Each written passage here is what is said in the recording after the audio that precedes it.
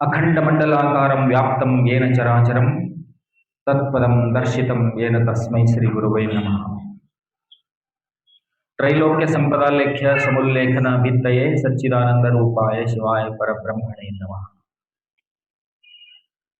ಪ್ರಥಮದಲ್ಲಿ ಪರಮಾರಾಧ್ಯ ಗುರುದೇವರನ್ನ ಹೃನ್ಮಂದಿರಗಳಲ್ಲಿ ಪ್ರತಿಷ್ಠಾಪಿಸಿಕೊಂಡು ಪರಮ ಪೂಜ್ಯ ಬ್ರಹ್ಮೈಕ್ಯ ಜಗದ್ಗುರು ಶಂಕರ ಶಿವಾಚಾರ್ಯ ಅಪ್ಪಗಳಲ್ಲಿ ನತಮಸ್ತಕನಾಗಿ ಪೀಠ ಪರಂಪರೆಯ ಹುಬ್ಬಳ್ಳಿಯ ಸರ್ವ ಬ್ರಹ್ಮಲೀನ ಜಗದ್ಗುರುಗಳ ಅಡಿದಾವರಿಗಳಲ್ಲಿ ಭಕ್ತಿಯಿಂದ ನಮಿಸಿ,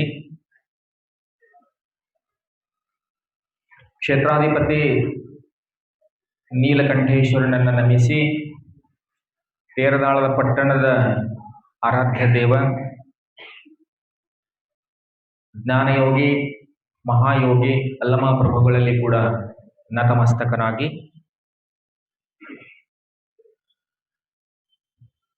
ಆಗಮಿಸಿರುವಂಥ ತೇರದಾಳ ಪಟ್ಟಣದ ಎಲ್ಲ ಹಿರಿಯರಲ್ಲಿ ಹಾಗೂ ಸದ್ಭಕ್ತಾದಿಗಳಲ್ಲಿ, ಎಲ್ಲ ತಾಯಂದಿರಲ್ಲಿ ಎಲ್ಲರಿಗೂ ಕೂಡ ಅನಂತ ವಂದನೆ.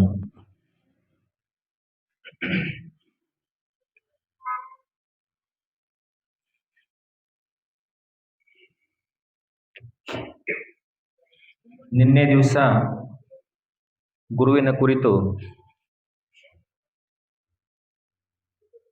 ನೋಡ್ತಾ ಇದ್ದೀವಿ. ಶ್ರೀ ಗುರು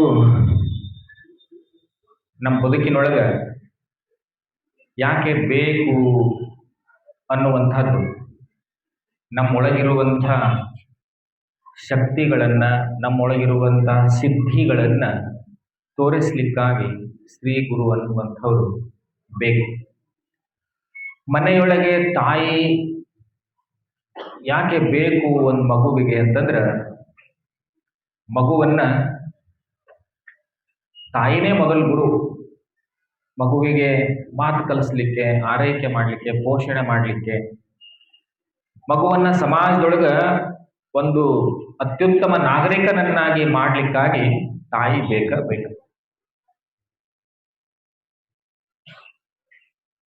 ಹಂಗ ಗುರು ಅನ್ನುವಂಥವ್ರು ಈ ಜಗತ್ತಿನೊಳಗ ಬಹಳ ಶ್ರೇಷ್ಠ ಕಾರ್ಯವನ್ನ, ಗುರು ಇರಲಿಲ್ಲ ಅಂತಂದ್ರ ಬಹುತೇಕ ಈ ಜಗತ್ತಿನೊಳಗು ಇಷ್ಟೊಂದು ಸಾಧನೆ ಆಗ್ತಿರ್ಲಿಲ್ಲ ಅಂತ ಅನಿಸ್ತದೆ.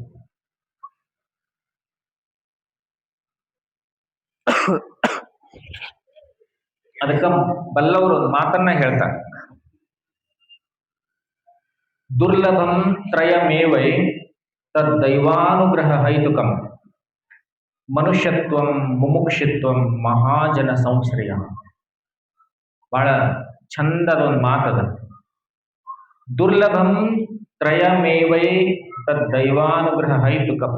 ಬಹುತೇಕ ನಮ್ಮ ಸುದೈವವೋ ಏನೋ ಈ ಮೂರೂ ನಮಗೆ ಸಿಗೋದಿಲ್ಲ, ಸಿಕ್ಕಾವ ಅದೇ ನಮ್ಮ ದೈವ ಬಲ ಅಂತ ಹೇಳಿ ಭಾಳ ಚಲೋ ಮಾತು ಹೇಳ್ತಾರೆ. ತ್ರಯಮೇವೈ ತದ್ದೈವಾನುಗ್ರಹ ಹೈತುಕಂ ಮನುಷ್ಯತ್ವಂ ಮುಮುಕ್ಷಿತ್ವಂ ಮಹಾಜನ ಸಂಶ್ರಯ. ಬಹಳ ದುರ್ಲಭದ ಮನುಷ್ಯನ ಜನ್ಮ ಸಿಗಬೇಕಾದ್ರ, ಬಹಳ ದುರ್ಲಭದ ಅಲ್ರಿ.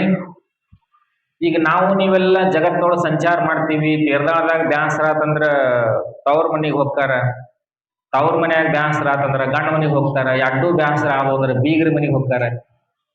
ನಮ್ಮ ಹುಡುಗರಂತೂ ಬ್ಯಾಸಿಗೆ ಒಳಗೆ ಅಜ್ಜಿ ಮನೆಗೆ, ಸ್ವಾದರತ್ತಿ ಮನೆಗಳಿಗೆ ಹೋಗಿ ಚೈನಿ ಹೊಡೆದು ಬರ್ತಾರೆ. ಮನುಷ್ಯತ್ವ, ಮನುಷ್ಯನ ಜನ್ಮ ಸಿಕ್ಕಿದ್ದು ಎಂಥ ಸುದೈವ ನಮಗ್ ಅಲ್ರಿ. ಒಂದು ಗಿಡ ಇಲ್ಲ ನಮ್ಮಲ್ಲೆಲ್ಲ ತೆಂಗಿನ ಗಿಡ ಅದಾವ, ಪಾಪ ನೀರ್ ಬಿಡೋರು ದಿಕ್ಕಿರಂಗಿಲ್ಲ ಒಂದು ಬ್ಯಾಸಿಗೆ ಒಳಗೆ. ಮನುಷ್ಯನ ಜನ್ಮದೊಳಗೆ ಬಂದೀವಿ ನಾವು. ಫಿಲ್ಟರ್ ನೀರ್ ಬೇಕಂದ್ರ ಫಿಲ್ಟರ್ ನೀರ, ಆರ್ ಒ ಬೇಕಂದ್ರ ಆರ್ ಒ, ಹೊಳಿ ನೀರ್ ಬೇಕಂದ್ರ ಹೊಳಿ ನೀರ, ಯಾವ ಬೇಕಾದ ನೀರನ್ನ ಸ್ವೀಕಾರ ಮಾಡ್ಬೋದು. ಮನಿಯೊಳಗೆ ಹುಗ್ಗಿ ಅಂದ್ರೆ ಹುಗ್ಗಿ, ಅಮಾಸಿ ದಿವಸ ಹೋಳಿಗೆ ಅಂದ್ರೆ ಹೋಳಿಗೆ ಅಲ್ರಿ, ಸಜ್ಜಿಕಿನ ಹೋಳಿಗೆ ಅಂದ್ರೆ ಅದು, ಗೆಣಸಿನ ಹೋಳಿಗೆ ಅಂದ್ರೆ ಅದು, ಏನ್ ಬೇಕು ಅದನ್ನೆಲ್ಲ ನಾವು ಮಾಡಿ ತಿನ್ಬಹುದು. ಮನ್ಯಾಗ ಮಾಡಕ್ ಆಗ್ಲಿಲ್ಲ ಅಂದ್ರ ಪ್ರಭುದೇವ್ ಮನ್ಯಾಗ ಜಗಳ ಪಗಳ ಆಗಿತ್ತು, ಶಟ್ಕೊಂಡಿದ್ರ ಅಲ್ಲಪ್ರಭು ಗುಡಿಯೊಳಗೆ ದಾಸೋ ಇರ್ತದ, ಅಲ್ಲೇ ಹೋಗಿ ಉಂಡು ಆರಾಮಾಗಿರ್ಬೋದು. ಉಪವಾಸ ಅಂತೂ ಇರೋ ಮಾತ ಇಲ್ಲ. ದುರ್ಲಭಂತ್ರಯಮೇವೈ, ದೇವನ ಅನುಗ್ರಹದಿಂದ ಈ ಜನ್ಮಕ್ಕೆ ನಾವು ಬಂದೀವಲ್ಲ, ಬಹಳ ದುರ್ಲಭ ಇದು. ನಾವೊಂದು ಗಿಡ ಆಗಿ ಹುಟ್ಟಿಲ್, ಒಂದು ಇರಿಮೆ ಆಗಿ ಹುಟ್ಟಿಲ್, ಒಂದು ಪ್ರಾಣಿ ಆಗಿ ಹುಟ್ಟಿಲ್ ಅಲ್ರಿ. ಮತ್ತೊಂದು ಮಗದೊಂದಾಗಿ 84 ಲಕ್ಷ ಜೀವರಾಶಿಗಳದಾವಂತ. ಹಣ್ಣಿನೊಳಗ ಕೀಡೆ ಮಕ್ಕೋಡೆ ಅಂತಾರೆ, ಸಣ್ಣ ಸಣ್ಣ ಹುಳ ಹುಟ್ಟಿ ಅಂತವೆಲ್ಲ ಆಗಿ ಹುಟ್ಟಿಲ್ಲ. ಎಲ್ಲರೇ ಕಚರ ಡಬ್ಬ್ಯಾಗ ಕಸ ಹೊಡೆಯುವ ಗಿರಿಬುಗಳನ್ನ ಹಿಂಗ್ ಕಸ ಹೊಡೆದು ಚೆಲ್ಲಿ ಬಿಡ್ತೀವಿ. ಯಾವುದೋ ಪ್ರಾಣಿಯಾಗ ನಾವು ಹುಟ್ಟಿಲ್ಲಲ್ಲ, ಮನುಷ್ಯನ ಜನ್ಮಕ್ಕ ಬಂದೀವು. ದುರ್ಲಭದ, ಬಹಳ ದುರ್ಲಭದ ಮನುಷ್ಯ ಜನ್ಮಕ್ಕೆ ನಾವು ಹುಟ್ಟಿ ಬಂದೀವಲ್ಲ, ನಮ್ದೆಲ್ಲ ಸೌಭಾಗ್ಯ ಅಂತ ತಿಳ್ಕೊಬೇಕು. ಬಹಳ ದೊಡ್ಡ ಭಾಗ್ಯ ಮನುಷ್ಯನ ಜನ್ಮದೊಳಗೆ ನಾವು ಬಂದೀವ. ಎರಡನೇದು ಮುಮುಕ್ಷುತ್ವ. ಮನುಷ್ಯನ ಜನ್ಮಕ್ಕೆ ನಾವು ಬಂದೀವಿ ಅಂತಂದ್ರ ಮುಮುಕ್ಷುತ್ವ ಅಂತಂದ್ರ ಮೋಕ್ಷಂ ಇಚ್ಛತಿ ಇತಿ ಮುಮುಕ್ಷು. ಯಾರು ಮೋಕ್ಷವನ್ನ ಬಯಸಿದಾರ, ಮೋಕ್ಷ ಅಂತಂದ್ರ ಮುಕ್ತಿ, ಮುಕ್ತಿ ಅಂತಂದ್ರ ಭಗವಂತನನ್ನ ತಿಳ್ಕೊಂಡು ಭಗವಂತನನ್ನ ದರ್ಶನ ಮಾಡಿಕೊಂಡು ಕೊಟ್ಟ ಕೊನೆಗೆ ಭಗವಂತನಲ್ಲೇ ನಾನು ಬೆರೀತೀನಿ ಅನ್ನುವಂತ ಸದ್ಭಾವ ಯಾರಿಗೆ ಐತಲ್ಲ ಅವ್ರು ಮುಮುಕ್ಷು. ನಾವೆಲ್ಲ ಏನ್ ತಿಳ್ಕೊಂಡಿವಂತಂದ್ರ 75, 80, 85 ಅದು ಅಂತಂದ್ರ ನಮಗೆಲ್ಲರಿಗೆ ಭಯ ಶುರು ಆಕತ್ತ, ನಡಗಾಕ ಶುರು ಮಾಡ್ತೀವಿ, ನಡಕ್ ಶುರು ಆಕತ್ತ. ಇನ್ ಹೆಂಗಪ್ಪ ಮಕ್ಕಳನ್ನ, ಮೊಮ್ಮಕ್ಕಳನ್ನ, ಸ್ವಸ್ಥ್ಯಾರನ್ನ, ಎಲ್ಲಾರನ್ನು, ಮರಿ ಮಕ್ಕಳನ್ನ, ಇಷ್ಟೆಲ್ಲ ಆಸ್ತಿ ಗಳಿಸೀನಿ, ಎರಡೆರಡು ಮನಿ ಕಟ್ಟೀನಿ, ಎಲ್ಲಾ ಬಿಟ್ಟು ಹೋಗ್ಬೇಕಲ್ಲಪ್ಪ ಅಂತ ಹೇಳಿ ನಮಗ್ ಭಯ ಆಗ್ತಾರ. ಮುಮುಕ್ಷುತ್ವ ನಾವೆಲ್ಲ ಹೆಂಗ್ ಬಯಸ್ಬೇಕಂದ್ರ ಮುಮುಕ್ಷುತ್ವ ನಮ್ಮೊಳಗೆ ಇರ್ಬೇಕು. ಎಂಥ ಮುಮುಕ್ಷುತ್ವ ಅಂತಂದ್ರ ನಾವು ಈ ಜನ್ಮಕ್ಕೆ, ಮನುಷ್ಯನ ಜನ್ಮಕ್ಕೆ ಬಂದೀವಂತಂದ್ರ ನಮಗೆಲ್ಲಾನು ತಿಳ್ಕೊಂಡ ನಕ್ಕೋಂತ, ಇನ್ನೊಬ್ರು ನಗಸ್ಕೋಂತ ಆನಂದವಾಗಿ ಭೂಮಿ ಮೇಲಿದ್ದ ಕೊಟ್ಟ ಕೊನೆಗೆ ನನ್ನಲ್ಲಿ ಮುಮುಕ್ಷು ಭಾವಿಯಾಗಿ ನನ್ನನ್ನ ತಿಳ್ಕೊಂಡು ನನ್ನಲ್ಲೇ ಸಮರ್ಪಣೆಯಾಗು ಅಂತ ಹೇಳಿ ಭಗವಂತ ಹೇಳಿ ಕಳಿಸ. ಸರ್ವ ಧರ್ಮಾನ್ ಪರಿತ್ಯಜ್ಯ ಮಾಮೇಕಂ ಶರಣಂ ಭಜ, ಅಹಂ ತ್ವಾಂ ಸರ್ವ ಪಾಪೇಭ್ಯೋ ಮೋಕ್ಷಯಿಷ್ಯಾಮಿ ಮಾ ಶುಚಃ ಅಂತ ಕೃಷ್ಣ ಪರಮಾತ್ಮ ಹೇಳ್ತಾನೆ.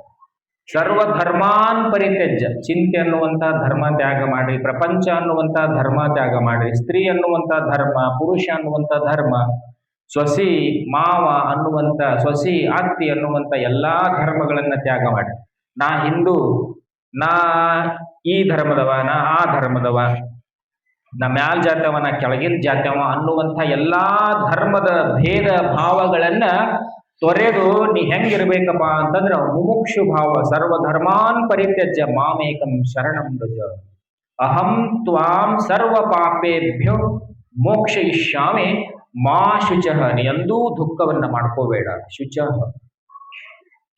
ದುಃಖ ಮಾಡ್ಕೊಳ್ಳುವಂತ ಅವಶ್ಯಕತೆ ಇಲ್ಲ ಈ ಜಗತ್ತೊಳಗ.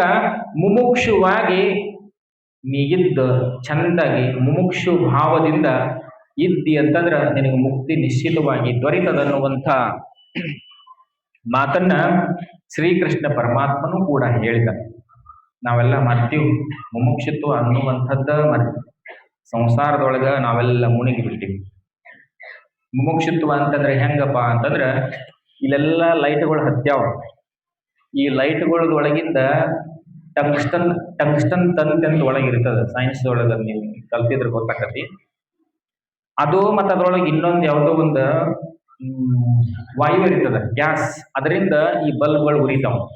ಆ ಗ್ಯಾಸ್ನು ಕಡಿಮೆ ಆಯ್ತು ಅಥವಾ ಅದು ಖಾಲಿ ಆಯ್ತು ಅಂತಂದ್ರ, ಟಂಗ್ಸ್ಟನ್ ತಂತಿ ಒಳಗಿಂದ ಹರಿಯಿತು ಅಂತಂದ್ರ ನೀವೇನಂತೀರಿ? ಟ್ಯೂಬ್ ಹೋಯ್ತು ಅಂತೀರಿ. ಲೈಟ್ ಹೋಯ್ತಂತ ಯಾರ ಅಂತೀವನ್ ನಾವು? ಲೈಟ್ ಐತಿ, ಕಂಬದಾಗ ಐತಿ, ಇನ್ನು ನಮ್ಮಲ್ಲಿ ಟ್ಯೂಬ್ ಹೋಗ್ಯದ ಅಷ್ಟ. ಮಿಕ್ಸರ್ ಮನ್ಯಾಗ ಕೆಟ್ಟರೆ ಮಿಕ್ಸರ್ ಕೆಟ್ಟದ ಅಂತೇಳಿ, ಲೈಟ್ ಕೆಟ್ಟದಂತ ಯಾರ ಅಂತೀವ? ಇಲ್ಲ. ಹಂಗ ನಾವೆಲ್ಲ ಒಂದು ಕಾಲಕ್ಕೆ ಈ ದೇಹವನ್ನ ತ್ಯಾಗ ಮಾಡಿದೀವಿ ಅಂತಂದ್ರ ಸತ್ತು ಹೋದ್ರಂತ ಸಾಮಾನ್ಯ ಭಾಷೆದೊಳಗ ತೀರ್ಕೊಂಡ್ರಿ ಅಂತ ಹೇಳಿ ಸಾಮಾನ್ಯ ಭಾಷೆದೊಳಗ ನಾವು ನೀವೆಲ್ಲ ಅಂತೀವಿ. ತೀರ್ಕೊಟ್ಟಿಲ್ಲ, ಎಲ್ಲಿ ಹೋಗಿಲ್ಲ, ಇಲ್ಲೇ ಇರ್ತೀವಿ ಆತ್ಮ ಸ್ವರೂಪದೊಳಗೆ. ಹೆಂಗ್ ವಿದ್ಯುತ್ ಬಲ್ಬ್ ಹೋದ ನಂತರ ವಿದ್ಯುತ್ ಅಲ್ಲೇ ಐತಲ್ಲ, ಹಂಗ ನಮ್ಮೊಳಗಿರುವಂತ ಚೈತನ್ಯ, ನಮ್ಮೊಳಗಿರುವಂತ ಭಗವಂತ ಈ ವಿಶ್ವ ವಿಶಾಲದೊಳಗ ಬಯಲಿನ ರೂಪದೊಳಗ ನಮ್ಮನ್ನ ರಕ್ಷಣೆ ಮಾಡಿ ಇಟ್ಟಿರ್ತಾನಷ್ಟೆ. ನಾವೆಲ್ಲ ಆತ್ಮ ಸ್ವರೂಪಿಗಳು. ಈ ಶರೀರ ನಮ್ಮದು, ಈ ದೇಹ ನಮ್ಮದು, ಕಣ್ಣು ನಮ್ಮದು, ಕೈ ನಮ್ಮದು, ಕಾಲು ನಮ್ಮದು, ಏನೆಲ್ಲವೂ ಕೂಡ ನಮ್ಮದೇ. ಧನ್ಯವಾದ.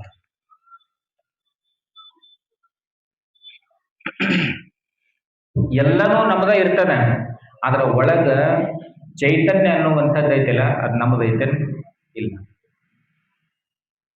ಹೆಂಗಪ್ಪ ಅಂತ ನೀವು ಕೇಳ್ಬೋದು.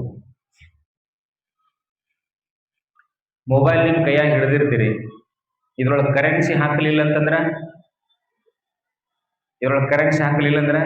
ನಿಮಗೆ ಕಾಲ್ ಮಾಡಕ್ಕೂ ಬರಂಗಿಲ್ಲ, ಹೊರಗಿನಿಂದ ನಿಮಗೂ ಕಾಲ್ ಬರಂಗಿಲ್ಲ. ನೀವು ಇಂಟರ್ನೆಟ್ ಇದ್ರೊಳಗ ನೋಡಕ್ ಬರಂಗಿಲ್ಲ, ಇನ್ನೊಬ್ರು ಕಳಿಸಿರುವಂತ ವಾಟ್ಸಪ್ ಏನಾದ್ರು ಡಾಕ್ಯುಮೆಂಟ್ಸ್ ಇದ್ರೆ ಅದನ್ನ ನಿಮ್ಮಲ್ಲಿ ಓಪನ್ ಮಾಡಕ್ಕೂ ಬರಂಗಿಲ್ಲ, ನಿಮಗೂ ಕಳ್ಸಕ್ ಬರಂಗಿಲ್ಲ. ಯಾಕಂದ್ರೆ ಕರೆನ್ಸಿನ ಹಾಕಿಲ್ಲ ಅಲ್ರಿ. ಕರೆನ್ಸಿ ಹಾಕಿದ್ರೆ ಮಾತ್ರ ಆ ಟವರ್ ಜೊತೆ, ಆ ಕಂಪನಿ ಜೊತೆ ಕನೆಕ್ಟಿವಿಟಿ ಇರ್ತದ. ಮೊಬೈಲ್ ಸಿಮ್ ನಿಮ್ಗೆ ಇನ್ನೂ ಒಂದು ಗೊತ್ತಿರಬಹುದು, ನಂಬರ್ಗಳು ಫೋನ್ ನಂಬರ್ ಬದಲಾಯಿಸ್ತಿರ್ತಾರೆ, ಇದು ಕಂಪನಿ ಬದಲಾಯಿಸ್ತಿರ್ತಾರೆ. ಕಂಪನಿ ಬದಲಾಯಿಸಿದ ತಕ್ಷಣ ಇದ್ರೊಳಗಿನ ಸಿಮ್ ನನಗೆ ಇದು ಐಡಿಯಾ ಫೋನ್ ಅದ, ಐಡಿಯಾ ಫೋನ್ ನನಗೆ ಈ ಕಂಪನಿ ಯಾಕೋ ಸರಿ ಅನ್ಸಲ್ತು, ಬಹಳಷ್ಟು ಕರೆನ್ಸಿ ರೇಟ್ ಹೆಚ್ಚು ಮಾಡ್ಯಾರ ಅಂತ ಹೇಳಿ ಇದ್ರೊಳಗಿನ ಸಿಮ್ ಬೇರೆ ಇದೇ ನಂಬರ್ ಇರ್ತದ, ಆದ್ರೆ ಕಂಪನಿಗೆ ಬೇರೆ ಹೋಗ್ಬೇಕಾಗ್ಯದ, ಇನ್ನೊಂದು BSNL ಅಥವಾ ಜಿಯೋ ಕಂಪನಿಗೆ ಹೋಗ್ಬೇಕಾಗ್ಯದ. ಅಂತಂದ್ರ ಈ ಸಿಮ್ ಒಯ್ದ ನೀವು ಜಿಯೋ ಕಂಪನಿಯವ್ರು ಕೊಟ್ಟಂದ್ರೆ ಇದು ನಡೆಯಂಗಿಲ್ರಿ, ಒಯ್ದು ತಿಪ್ಪ ಹೋಗಿರಿ, ನಾವು ಇದ ನಂಬರ್ ಅನ್ನ ಇನ್ನೊಂದು ಸಿಮ್ಮಿಗೆ ಡಾಟಾ ಎಂಟ್ರಿ ಮಾಡಿ ಮತ್ತೊಂದು ಹೊಸ ಸಿಮ್ ಕೊಡ್ತೀವಿ ಅಂತ ಹೇಳ್ತಾರೆ. ನೋಡ್ರಿ, ಕೇಳಿರೇನು? ಸಿಮ್ಗಳು ಬದಲಾಯಿಸಿದವ್ರು ನೋಡಿರ್ಬೇಕು. ಇದ ಸಿಮ್ಗೆ ಅವ್ರು ಮಾಡಿಕೊಡ್ತಾರ ಅಟ್ಯಾಚ್ಮೆಂಟ್ ಜೀವ, ಹೊಸದ ಸಿಮ್ಮಿಗೆ ಜೀವವನ್ನ ಅಟ್ಯಾಚ್ಮೆಂಟ್ ಮಾಡಿಕೊಡ್ತಾರೆ, ಇದ ಜೀವನ ಅಟ್ಯಾಚ್ಮೆಂಟ್ ಮಾಡಿಕೊಡ್ತಾರೆ. ಹಂಗ ಮಾನವ ಅನ್ನುವಂಥವ ದೇಹ ಬಿಟ್ಟ ಬಳಕ ಎಲ್ಲೋ ಸಪ್ತವಾದ ಶಾಶ್ವತವಾಗಿ ಅಂತಲ್ಲ, ಮಕ್ಕಳ ರೂಪದಲ್ಲಿ, ಮೊಮ್ಮಕ್ಕಳ ರೂಪದಲ್ಲಿ ಅವ ಇನ್ನೊಂದು ಜನ್ಮವನ್ನ ತಾಳಿ ಬರ್ತಾನ. ಅಷ್ಟೆಲ್ಲ ತಯಾರಿ ಮಾಡಿದ ನಂತರ ಭಗವಂತ ಈ ದೇಹದೊಳಗಿಂದ ಪ್ರಾಣ ಚೈತನ್ಯವನ್ನ ಹೀರ್ಕೊಂಡಿರ್ತಾನೆ ಅಷ್ಟೇ. ಇದು ಮುಮುಕ್ಷುತ್ವ. ಮುಮುಕ್ಷು ಸದ್ಭಾವ ಇತ್ತು ಅಂತಂದ್ರೆ, ಮುಮುಕ್ಷು ಮನಸ್ಸು ಇತ್ತು ಅಂತಂದ್ರೆ ಸಾವಿನ ಭಯ ಅನ್ನುವಂಥದ್ದು ನಮಗೆಂದೂ ಇರುವುದಿಲ್ಲ. ಮೂರನೇ ಮಾತನ್ನ ಹೇಳ್ತಾರ, ಮನುಷ್ಯತ್ವ ಮುಮುಕ್ಷುತ್ವ ಮಹಾಜನ ಸಂಶ್ರಯ. ಮಹಾಜನ ಅಂತಂದ್ರ ಯಾರು ದೊಡ್ಡದವ್ರ ದಾಡ್ಸಿದಾರ ಅವ್ರ ಮಹಾಜನರು. ಮಹಾಜನ ಸಂಶ್ರಯ, ಮಹಾಜನರ ಸಂಘ. ದುರ್ಲಭಂ ತ್ರಯಮೇವೈ ತದ್ದೈವಾನುಗ್ರಹ ಹೈತುಕಂ. ದೇವರ ಅನುಗ್ರಹದಿಂದ ನಾವೆಲ್ಲ ಪಡ್ಕೊಂಡಿವಿ. ಮಹಾಜನಗಳ ಸಂಘವನ್ನ ಮಾಡುವಂತ ಪ್ರಸಂಗ ನಮ್ಮೆಲ್ಲರಿಗೂ ಸಿಕ್ಕದದು. ಯಾವ ಗಿಡಗಳಿಗೆ ಸಿಕ್ಕಿಲ್ಲ, ಯಾವ ಪ್ರಾಣಿಗಳಿಗೆ ಸಿಕ್ಕಿಲ್ಲ. ಪ್ರಾಣಿಗಳಿಗೆ ಸಿಕ್ಕರೂ ಕೂಡ ಸ್ವಾಮಿಗಳು ನೋಡೇ ಬಗಳ್ತಾವ, ನಾಯಿಗಳು ನೋಡಿರ್ಲಿಲ್ಲ. ಊರಾಗ ಬಂದ್ರೆ ಸಾಕು ಹೊಸ ಮನುಷ್ಯ ಆಗಿ ನಾವೆಲ್ಲ ಡ್ರೆಸ್ ಅಪ್ರೆಸ್ ಹಾಕೋ ಬಂದೀವಿ ಅಂತಂದ್ರೆ ಇದೊಂದು ಎಲ್ಲಿ ಪ್ರಾಣಿ ಬಂತು, ನಮ್ಮ ಓಣೆ ನೋಡಿ ಸಾಕಾಗಿದ್ದು, ನಮ್ಮ ಹುಡುಗರು ಕಲ್ಲು ಹೋಗಿದ್ದು ಮಾಡೋದು, ಇದೊಂದು ಹೊಸದು ಬಂತು ಅಂತ ಹೇಳಿ ನಮಗ ಬಗಳಾಕ್ ಶುರು ಮಾಡ್ತಾರೆ. ಗೊತ್ತಿಲ್ಲ ಪಾಪ. ದೇವರ ಪಲ್ಲಕ್ಕಿ ಹೊತ್ಕೊಂಡ್ ಬಂದ್ರು ಬಗಳತಾವ, ಇನ್ನು ನಮ್ಮದಂತೂ ದೂರದ ಮಾತು ಅಲ್ರಿ. ಮಹಾಜನ ಸಂಶ್ರಯ. ಮಹಾಜನ ಅಂತಂದ್ರೆ ಸಂತರ ಸಹವಾಸ, ಸಂತರ ಸಂಘ ನಮ್ಮೆಲ್ಲರಿಗೆ ಸಿಕ್ಕದಲ್ಲ, ಅದು ನಮ್ಮ ಸೌಭಾಗ್ಯ, ನಮ್ದೆಲ್ಲ ಬಹಳ ದೊಡ್ಡ ಭಾಗ್ಯ. ಮನುಷ್ಯ ಜನ್ಮದೊಳಗೆ ನಾವು ಬಂದೀವಿ. ಅದನ್ನ ಅರ್ಥ ಮಾಡ್ಕೊಂಡೆ ಮಹಾತ್ಮರು ತಮ್ಮನ್ನ ತಾವು ತಿಳ್ಕೊಂಡ್ರು. ಶಂಕರ ಶಿವಾಚಾರ್ಯ ಅಪ್ಪಗಳನ್ರಿ, ಬಿಜಾಪುರ ಸಿದ್ದೇಶ್ವರ ಅಜ್ಜರ್ ಅನ್ರಿ, ಅಲ್ಲಮ ಪ್ರಭು ಯೋಗಿಗಳನ್ರಿ, ಬಸವಣ್ಣವ್ರನ್ರಿ, ಅಕ್ಕ ಮಹಾದೇವಿ ಅನ್ರಿ, ಬುದ್ಧ ಅನ್ರಿ, ಮಹಾವೀರ ಅನ್ರಿ, ಯಾರ್ಯಾರ ಮಹಾನ್ ಕಾರ್ಯಗಳನ್ನ ಮಾಡಿದಾರಲ್ಲ ಅವರೆಲ್ಲ ಮಹಾಜನ ಸಂಶ್ರಯ. ಅಂಥವ್ರ ಸಂಘ ನಾವು ಮಾಡಿದೀವಿ ಅಂತಂದ್ರೆ ನಮ್ಮಷ್ಟು ಸೌಭಾಗ್ಯ ಇನ್ನೊಂದೆಲ್ಲಿದೆ. ಇನ್ನೊಂದು ಸೌಭಾಗ್ಯ ಅನ್ನುವಂಥದ್ದೇ ನಮಗಿರುವುದೇ ಇಲ್ಲ, ಸಿಗಾಕ್ ಸಾಧ್ಯನೇ ಇಲ್ಲ. ಮಹಾಜನ ಅಂತಂದ್ರ ಗುರುಗಳು, ಸರ್ವಶ್ರೇಷ್ಠ ಗುರುಗಳು ನಮ್ಮ ಜೀವನದೊಳಗ ಸಿಕ್ಕರು ಅಂತಂದ್ರೆ ಅವ್ರನ್ನೆಲ್ಲ ಅತ್ಯಂತ ಆದರ ಪೂರ್ವಕವಾಗಿ ನಾವು ಸ್ವೀಕಾರ ಮಾಡ್ಬೇಕಂತ ಗುರುವಲ್ಲಿ ಸಿಕ್ಕಾರ ಅಂತಂದ್ರೆ ನಮ್ಮ ಸೌಭಾಗ್ಯ. ಅಂಥ ಗುರುಗಳ ಒಡನಾಟದೊಳಗೆ ನಾವು ಅದೀವಿ ಅಂತಂದ್ರೆ, ನಿಮ್ಮ ಊರಾಗ ತೀರ್ದಾಳದಾಗ ಸಿದ್ದೇಶ್ವರಪ್ಪಗಳು ಒಂದು ತಿಂಗಳು ಪ್ರವಚನ ಮಾಡಿ ನೆನಪದಾನೆ ಯಾರಿಗಾರೆ? ನೆನಪೈತ್ರಿ? ಒಂದು ತಿಂಗಳು ಏನು ವೈಭವ, ಏನು ಪ್ರವಚನ, ಏನು ಆವಾಗ ಅವಳ ಪ್ರವಚನ ಇಟ್ಟಾಗ ಆ ಪ್ರವಚನ ಕಠೋಪನಿಷತ್ತಿನ ಮೇಲೆ ನಚಿಕೇತ ಮತ್ತು ಯಮಧರ್ಮರಾಜನ ಮ್ಯಾಗಿನ ಕಥೆ ಒಂದು ತಿಂಗಳು ನಡೀತು. ನೆನಪದಾನ ಅದು ಯಾರಿಗಾರೆ? ನಚಿಕೇತ ಅಂತ ಯಾರೇ ಮಕ್ಕಳಿಗೆ ಹೆಸರಿಟ್ಟವ್ರು ನೆನಪಿರ್ತದೆ. ಒಂದ್ ತಿಂಗಳ ತನ ಕಠೋಪನಿಷತ್ ಪ್ರವಚನ ನಡೀತು. ಮಹಾತ್ಮರು, ಸಂತರು, ಸಂತರ ಸಂಘ ಮಾಡಿದೀವಿ ಅಂತಂದ್ರ ನಮ್ಮ ಜೀವನದೊಳಗೆ ಯಾವ ಭಯನೂ ಇರೋದಿಲ್ಲ. ಸಾವಿನ ಭಯ ಇರೋದಿಲ್ಲ, ಯಾರೇ ಹೆದರಿಸ್ತಾರ ಅನ್ನುವಂಥ ಭಯ ಇರೋದಿಲ್ಲ, ಯಾರೇ ಬೈದ್ರ ಅದ್ರ ಚಿಂತಿಲ್ಲ, ಅದ್ರ ಗೊಡವಿಲ್ಲ. ಒಂದ್ಸರಿ ಗೌತಮ ಬುದ್ಧ ತನ್ನ ಶಿಷ್ಯರಿಗೆ ಒಬ್ಬ ಶಿಷ್ಯ ಹುಡುಗಿದ್ದ ಸಣ್ಣ, ಅವನಿಗೆ ಭಿಕ್ಷಕ್ ಕಳ್ಸಾಕತ್ತಿದ್ದ. ಭಿಕ್ಷಕ್ ಕಳ್ಸೋಕ್ಕಿಂತ ಮೊದಲ ಅವ್ರೊಂದು ಪರೀಕ್ಷೆ ಮಾಡ್ತಾರೆ. ಭಿಕ್ಷಕ್ ಹೋಗ್ಬಾರ್ಪ, ಕಂತಿ ಭಿಕ್ಷೆ ಮಾಡ್ಕೊಂಡ್ ಬಾ, ಊಟ ಮಾಡೋಣ ಎಲ್ಲರೂ ಕೂಡಿ ಅಂತ ಹೇಳಿ ದಿನ ಒಬ್ಬರು ಪಾಳೆ ಹೊಸಬರಿ ಯಾರು ಹೊಂಟಿದ್ರಂದ್ರೆ ಕೆಲವೊಂದಿಷ್ಟು ಉಪದೇಶವನ್ನ ಮಾಡಿ ಕಳಿಸೋದು ಗೌತಮ ಬುದ್ಧನ ಕರ್ತವ್ಯ. ಅವಾಗ ಗೌತಮ ಬುದ್ಧ ಆ ಹುಡುಗ ಒಂದು ಪ್ರಶ್ನೆ ಕೇಳ್ತಾನೆ.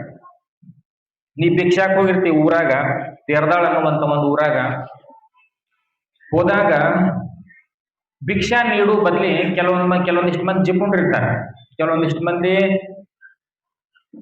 ಏನದು ಉಂಡ ಕೈ ಮುಸ್ರಿ ಕೈಲಿಂದ ಕಾಗಿ ಶುಲ್ಕ ಬಿಡಂಗಿಲ್ಲ ಅಂತವ್ರು ಇರ್ತಾರೆ. ಏನೋ ನಿನ್ನ ಅಡ್ಡ ಕಡದ್ರ 6 ಆಗ್ತಿ, ಉದ್ದ ಕಡದ್ರ 7 ಆಗ್ತಿ, 8 ಆಗ್ತಿ, ಭಿಕ್ಷಾ ಬೇಡಕ್ ಬಂದಿಲ್ಲ, ದುಡ್ಕೊಂಡ್ ತಿನ್ನಕ್ ಬರಂಗಿಲ್ಲ ಅಂತೇಳಿ ಬೈದ್ರಂದ್ರೆ ಏನ್ ಮಾಡ್ತೀಪ್ಪ? ಅವಾಗ ಶಿಷ್ಯ ಹೇಳ್ತಾನ, ಗುರುವರ ಅಕಸ್ಮಾತ್ ಬೈದ್ರು ಅಂತಂದ್ರ ಬಡದಿಲ್ಲಲ್ಲ ನನ್ನ ಅಂತ ಹೇಳಿ ಸಂತೋಷ ಪಡ್ತೀನಿ. ಅವಾಗ ಗೌತಮ ಬುದ್ಧ ಮಾತ ಕೇಳ್ತಾನೆ, ಬಡ್ದ ಬಿಟ್ರಂತ ಇಟ್ಕೋ, ಅವಾಗ ಏನ್ ಮಾಡಿ? ತಮ್ಮ ಆಶೀರ್ವಾದ ಪರಮ ಪೂಜ್ಯರೇ, ಬಡದ ಬಿಟ್ರು ಅಂತಂದ್ರ ನನಗ ಕಟ್ಟಿಗೆಲೆ ಹೊಡೆದಿಲ್ಲ, ಬೆತ್ತಲ್ಲೇ ಹೊಡೆದಿಲ್ಲ, ಒಡಗಟ್ಟಿಗೆ ತಗೊಂಡು ತಲೆ ಹೊಡ್ಯಾಗ ಬಡದಿಲ್ಲ ಅಂತ ತಿಳ್ಕೊಂಡು ಆನಂದವಾಗಿ ಬಡದದ್ದನ ಮಹಾಪ್ರಸಾದ ಅಂತ ತಿಳ್ಕೊಂಡು ಬರ್ತೀನಿ, ಅದೇ ಭಿಕ್ಷೆ ಅಂತ ತಿಳ್ಕೊಂಡು ಬರ್ತೀನಿ ಅಂತ ಹುಡುಗ ಹೇಳ್ದ. ಪಾಪ ತಿಳ್ಕೊಂಡಿರುವಂತ ಹುಡುಗ, ಪರಮ ಶ್ರೇಷ್ಠ ಜ್ಞಾನಿ ಬುದ್ಧ.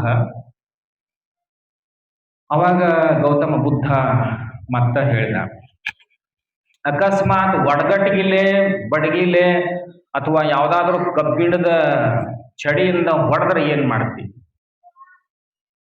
ಹೊಡೆದ ಬಿಟ್ರಂದ್ರೆ ಏನ್ ಮಾಡ್ತಿ? ಒಡಗಟ್ಟಿಗೆ ತಗೊಂಡು ಹೊಡೆದ ಒಳಗೆ ನೀ ಏನ್ ಮಾಡಾವದಿ? ಏನ್ ಮಾಡ್ತೀನಿ? ನಿನಗೆ ಏನ್ ಅನಿಸ್ತದ ಅಂತ ಕೇಳಿದಾಗ ಹುಡುಗ ಹೇಳ್ತಾನ, ಬುದ್ಧ ಪರಮಾತ್ಮರೇ, ನಾ ಇಷ್ಟೋ ತಿಳ್ಕೊತೀನಿ, ನನ್ನ ಪ್ರಾಣವನ್ನ ತೆಗೆದಿಲ್ಲಲ್ಲ, ಇನ್ನೂ ಜೀವಂತ ಇಟ್ಟಾರಲ್ಲ, ಅದೇ ನನ್ನ ಸೌಭಾಗ್ಯ, ಭಗವತ್ ಸೇವೆ ಸಲ್ಲಿಸ್ಲಿಕ್ಕೆ, ಗುರು ಸೇವೆ ಸಲ್ಲಿಸ್ಲಿಕ್ಕೆ ಅಂತ ತಿಳ್ಕೊತೀನಿ ಅಂತ. ಬುದ್ಧ ಕೇಳಿದ ಕೊನೆಗೆ, ಅಕಸ್ಮಾತ್ ನಿನ್ನ ಪ್ರಾಣಾನೂ ತೆಗದ ಬಿಟ್ಟ ಅಂತ ತಿಳ್ಕೊಳ್ರಿ. ಕೆಲವ್ರು ಅಂತವ್ರು ಇರ್ತಾರೆ, ದುಷ್ಟರು ಇರ್ತಾರೆ. ನಿನ್ನ ಹೊಡೆದ ಪ್ರಾಣನೂ ತೆಗೆದು ಬಿಟ್ರಿ ಅಂದ್ರೆ ಏನ್ ಅನ್ಕೊಂತಿ? ಅವಾಗ ಗುರುದೇವ, ಅಕಸ್ಮಾತ್ ನನ್ನ ಪ್ರಾಣನ ತೆಗೆದು ಬಿಟ್ರೆ ಗುರು ಸೇವೆಗಾಗಿ, ದೇಶ ಸೇವೆಗಾಗಿ, ಭಗವತ್ ಸೇವೆಗಾಗಿ ಬಂದಿರುವಂತ ಎಲ್ಲಾ ನಮ್ಮ ಸನ್ಯಾಸಿ ಬಳಗದ ಸೇವೆಗಾಗಿ ಮುಕ್ತಿನೂ ಆಯ್ತಂತ ತಿಳ್ಕೊತೀನಿ ಅಂತ ಭಯಾನ ಇರೋದು. ಮಹಾಜನ ಸಂಶ್ರಯ, ಇಂಥ ಮಹಾನ್ ಜನಗಳ ಸಹವಾಸವನ್ನ ನಾವು ಮಾಡಿದೀವಂತಂದ್ರ ಭಯ ಸುದಕ ಇರೋದಿಲ್ಲ, ಹೆದರಿಕೆನೂ ಇರೋದಿಲ್ಲ. ಆಗುದಿಲ್ರಿ? ಸಾಮಾನ್ಯವಾಗಿ ನಮಗೂ ಅಂತಾರ, ನೀವು ಹಂಗ ಮಾಡ್ತೀರಿ, ಹಿಂಗ ಮಾಡ್ತೀರಿ, ಅದು ಮಾಡ್ತೀರಿ, ಇದು ಮಾಡ್ತೀರಿ, ಪತ್ರ ಕೊಡೋದು, ನೋಟಿಸ್ ಕೊಡೋದು, ಏನೇನೇನೋ ನಮಗೂ ಮಾಡಿದ್ರು. ಹುಬ್ಬಳ್ಳಿ ಮಾಡಿದ್ರು ಇರ್ತಾವ, ಎಲ್ಲರಿಗೂ ಇರ್ತಾವ. ನಾವೇನು ಹೆದರ್ಲಿಲ್ಲ, ಸನ್ಯಾಸಿದೀವಿ, ಚಿಂತೆನೆ ಬೇಡ ಅಂತ ಹೇಳಿದವ್ರಿಗೆ. ನಿಮ್ಮ ಮಠನೂ ಬೇಡ, ನಿಮ್ಮ ಸಾಲಿನೂ ಬೇಡ, ನಮಗ್ ಬಸೂರು ಬೇಡ, ತೀರ್ದಾಳು ಬೇಡ, ನಮ್ಗೆ ಎಲ್ಲಿರ್ಬೇಕಾದ್ರು ನಮ್ಮ ಗುರು ಕಲಿಸ್ಯಾನ, ನಮ್ಮ ಅಜ್ಜ ನಮ್ಮ ಸಿದ್ದೇಶ್ವರಪ್ಪ ಕಲಿಸ್ಯಾನ, ನಮಗೆ ಎಲ್ಲಿರ್ಬೇಕು, ಹೆಂಗಿರ್ಬೇಕು, ಹೆಂಗ್ ಬದುಕಬೇಕು ಅನ್ನುವಂಥದ್ದನ್ನ ನಮಗೆ ಯಾವುದು ಬೇಡಪ್ಪ, ನಿಮ್ಗೆ ಕೈ ಮುಗಿತೀನಿ ಅಂತ ಸಾಷ್ಟಾಂಗ ಕೈ ಮುಗಿದು ಬಂದಿ ನೋಡಿ ಮನೆ ಹುಬ್ಬಳ್ಳಿ. ಯಾವ ಹೆದರಿಕೆನೂ ಇರುವುದಿಲ್ಲ, ಅವಶ್ಯಕತೆನೇ ಇಲ್ಲ. ಗುರುವಿನ ಆಶ್ರಯ, ಗುರುವಿನ ಅನುಗ್ರಹ ಅಂಥ ಮಹತ್ವದ್ದು. ಹೆಂಗಪ್ಪ ಇದನ್ನೆಲ್ಲ ಬಿಟ್ಟು ಹೋದ್ರೆ ನನ್ನ ಕಾರ್ ಇಲ್ಲ, ತಿರುಗಾಡಕ್ ಹೆಂಗ, ಊಟದ ಹೆಂಗ, ಬದುಕುದ್ ಹೆಂಗ, ಮಲ್ಕೊಳ್ಳೋದು ಎಲ್ಲಿ, ಏನು ಚಿಂತೆ. ಮಹಾಜನ ಸಂಶ್ರಯ, ಮಹಾನ್ ಸಜ್ಜನರ ಸಂಘವನ್ನ ಮಾಡಿದಾಗ, ಮಹಾನ್ ಗುರುವಿನ ಸಂಘವನ್ನ ಮಾಡಿದ್ರ, ಅಂಥ ಗುರುವಿನ ಅನುಗ್ರಹವನ್ನ ಪಡೆದೀವಂತಂದ್ರ ಜೀವನದೊಳಗೆ ಯಾವ ಭಯನೂ ನಮಗಿರೋದಿಲ್ಲ. ಇನ್ನೊಂದು ಘಟನಾ ಉತ್ತರ ಭಾರತದೊಳಗೆ ಬಹಳ ಮನ ಮುಟ್ಟುವಂತಹ ಘಟನಾ. ಒಬ್ಬ ಶ್ರೇಷ್ಠ ಗುರುವಿನ ಶಿಷ್ಯ, ಶ್ರೇಷ್ಠ ಗುರುಗಳಿದ್ರು, ಬಹಳ ದೊಡ್ಡ ತಪಸ್ವಿಗಳು. ಯಾವ ರೀತಿ ಸಿದ್ಧಾರೂಢರು, ಯಾವ ರೀತಿ ನಮ್ಮ ಸಿದ್ದೇಶ್ವರಪ್ಪಗಳು, ಮಲ್ಲಿಕಾರ್ಜುನಪ್ಪಗಳು, ಗದುಗಿನ ಶಿವಾನಂದರು, ನೀವು ಎಷ್ಟು ಮಂದಿ ದೊಡ್ಡವರಂತ ಅನ್ಕೊಂತಿರ್ಲ, ರಾಮಕೃಷ್ಣ ಪರಮಹಂಸರು ಅಂತ ಅನ್ಕೊಳ್ರಿ, ಋಷಿ ಮುನಿಗಳಾಗಿರುವಂತ ವೇದವ್ಯಾಸರು ಅನ್ಕೊಳ್ರಿ, ಅಷ್ಟು ಶ್ರೇಷ್ಠವಾಗಿರುವಂತ ಗುರುಗಳು ಹಳೆ ಕಾಲದೊಳಗ ಒಬ್ಬ ಹುಡುಗನ್ನ ಅವರು ಭಿಕ್ಷಾ ಕಳಿಸ್ತಾರೆ ಊರಾಗ. ಖತರ್ನಾಕ್ ಹಳೆ ಕಾಲದೊಳಗ ಭಯಂಕರ ಖತರ್ನಾಕ್ ಊರುಗಳವೆಲ್ಲ, ಭಾರಿ ಡೇಂಜರಸ್. ಅಲ್ಲೊಬ್ಬ, ಅದೊಂದು ಹಳ್ಳಿ ಊರ, ಕಾಡಿನ ಸಮೀಪದೊಳಗಿರುವಂತ ಊರ. ಅವ ಡಕಾಯಿತ ಮನುಷ್ಯ. ಈ ಹುಡುಗ ಭಿಕ್ಷಾಕ್ ಹೋಗಿದ್ದ. ಭಿಕ್ಷಾಕ್ ಹೋದಾಗ ಅವ ಡಕಾಯಿತನೂ ಇದ್ದ ಮತ್ತು ತಾಂತ್ರಿಕ ಮನುಷ್ಯನೂ ಇದ್ದ. ಯಂತ್ರ ತಂತ್ರ ಮಂತ್ರ ಮಾಡುವಂತ ಮನುಷ್ಯ. ಭೂತ ಪಿಶಾಚಿಗಳನ್ನು ಆವಾಹನೆ ಮಾಡಿಕೊಂಡು ಸಾಮಾನ್ಯ ಜನಗಳಿಗೆ, ಸಂತರಿಗೆ ತೊಂದರೆ ಕೊಡುವಂತ. ನೀವೆಲ್ಲ ರಾಮಾಯಣ ಮಹಾಭಾರತ ನೋಡಿ, ರಾಕ್ಷಸರೆಲ್ಲ ಕಿರಿಕಿರಿ ಮಾಡ್ತಿದ್ರು ಅಂತ ಹೇಳಿ. ಹಂಗ ಇವನಿಗೂ ಕೂಡ